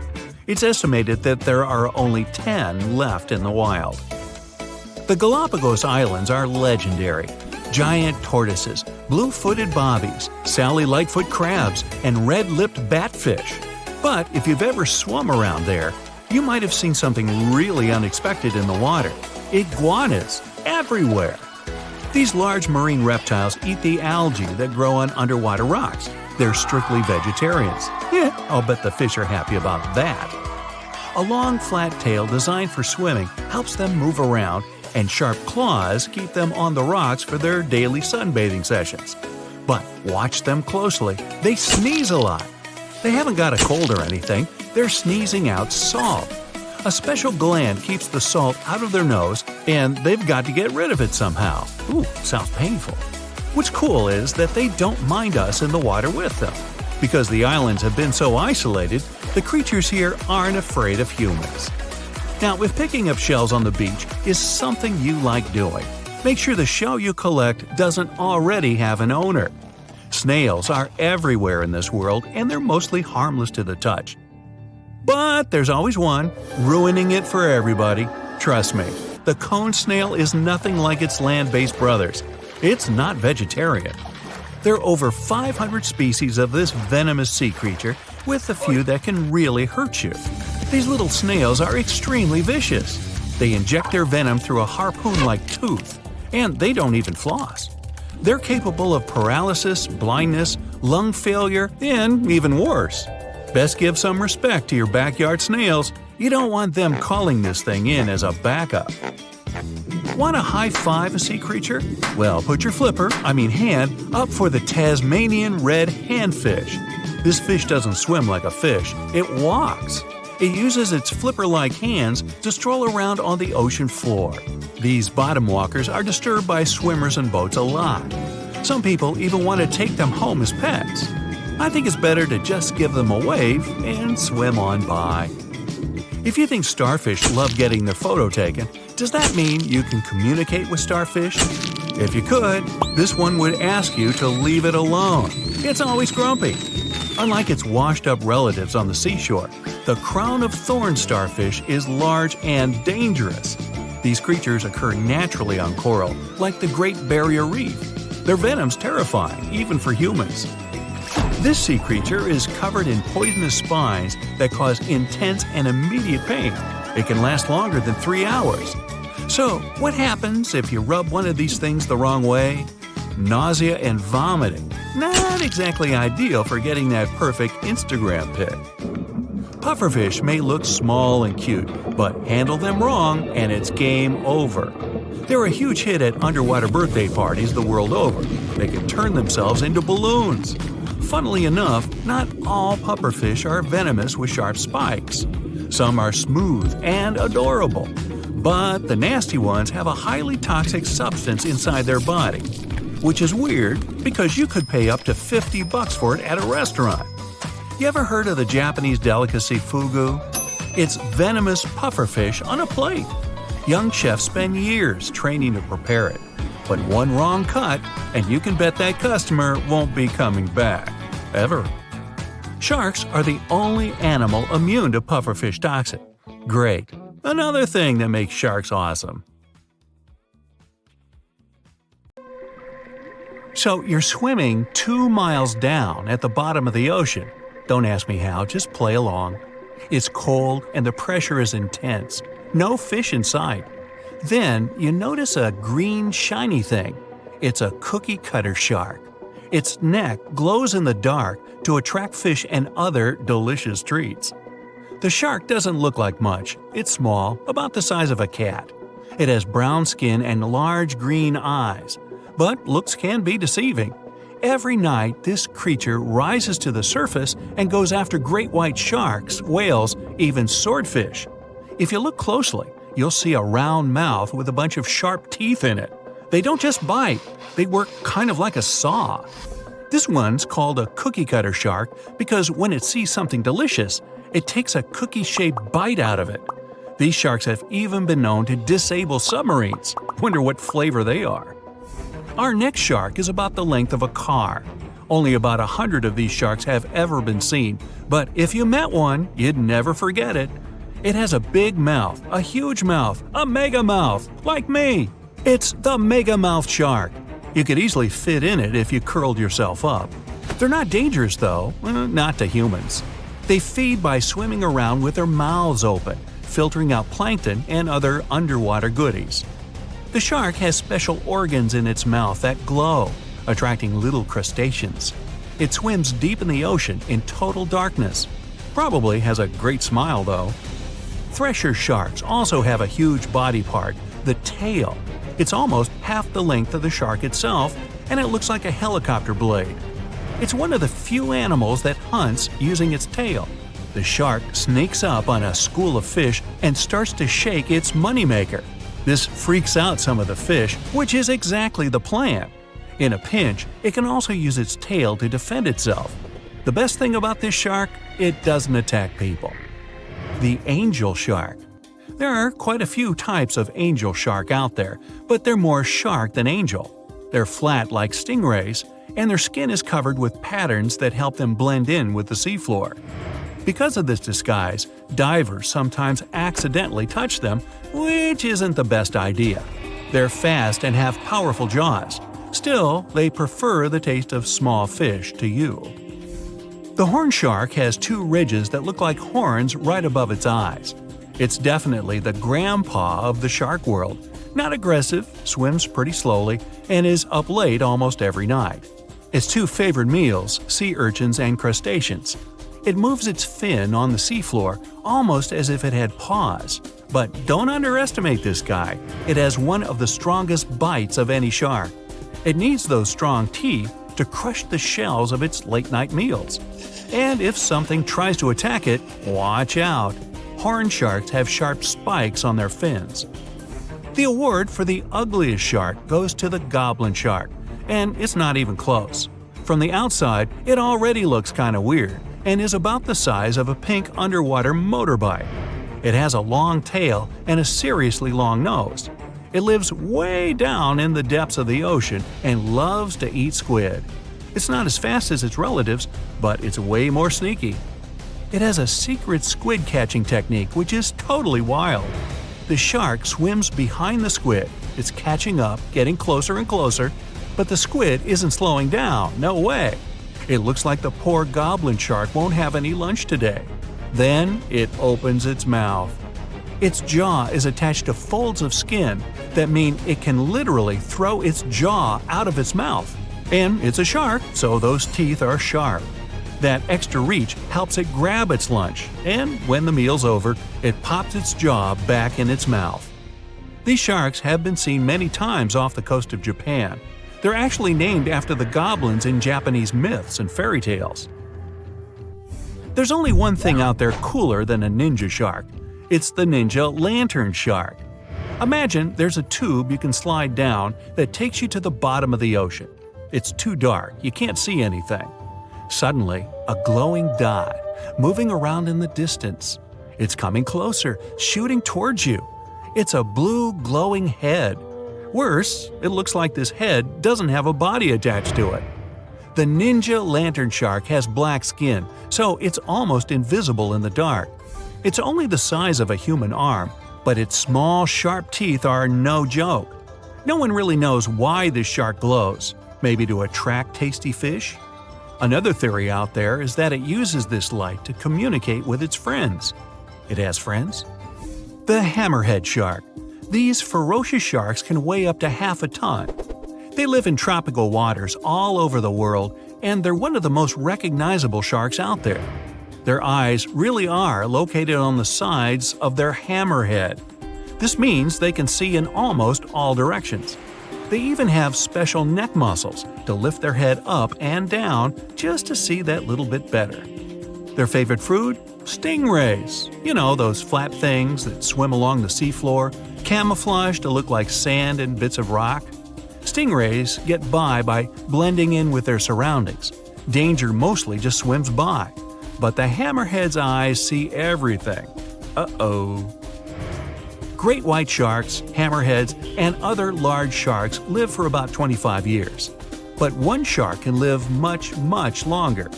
The Greenland shark can live anywhere from 300 to 500 years. It lives mostly in the North Atlantic and Arctic oceans. It loves to swim deep down where it's dark, so it uses its nose to sniff out food. Since it spends so much time down there, it's figured out how to withstand the strong pressure. It's one of the oldest living, largest, and slowest fish on Earth. Just imagine, you're on an Arctic cruise and you see one of these sharks moving slowly through the freezing cold water. It might be 400 years older than you. Most sharks are omnivorous. They can go after dolphins, other sharks, crabs, sea urchins, smaller or even larger fish, hot dogs. Kidding about the hot dogs. But the bonnethead shark is a bit different. It eats algae for about half its meals. It's actually related to the hammerhead shark, but its head looks more like a shovel. Can you dig it? If you see this guy swimming around, you might think it's a sea snake or a huge water worm. Frilled sharks like to swim way down at the bottom of the ocean, like a lot of sharks. When they're chasing something delicious, they move kind of like a snake. And just like a snake, they like to gulp down their lunch all in one piece. But that doesn't mean they don't have teeth. They have about 200 nice and sharp ones. The saw shark has a long, flat, and seriously spiky nose. Those teeth on its nose never stop growing. Each tooth is equipped with electric receptors to help the saw shark feel around for nearby fish, like a ship's radar.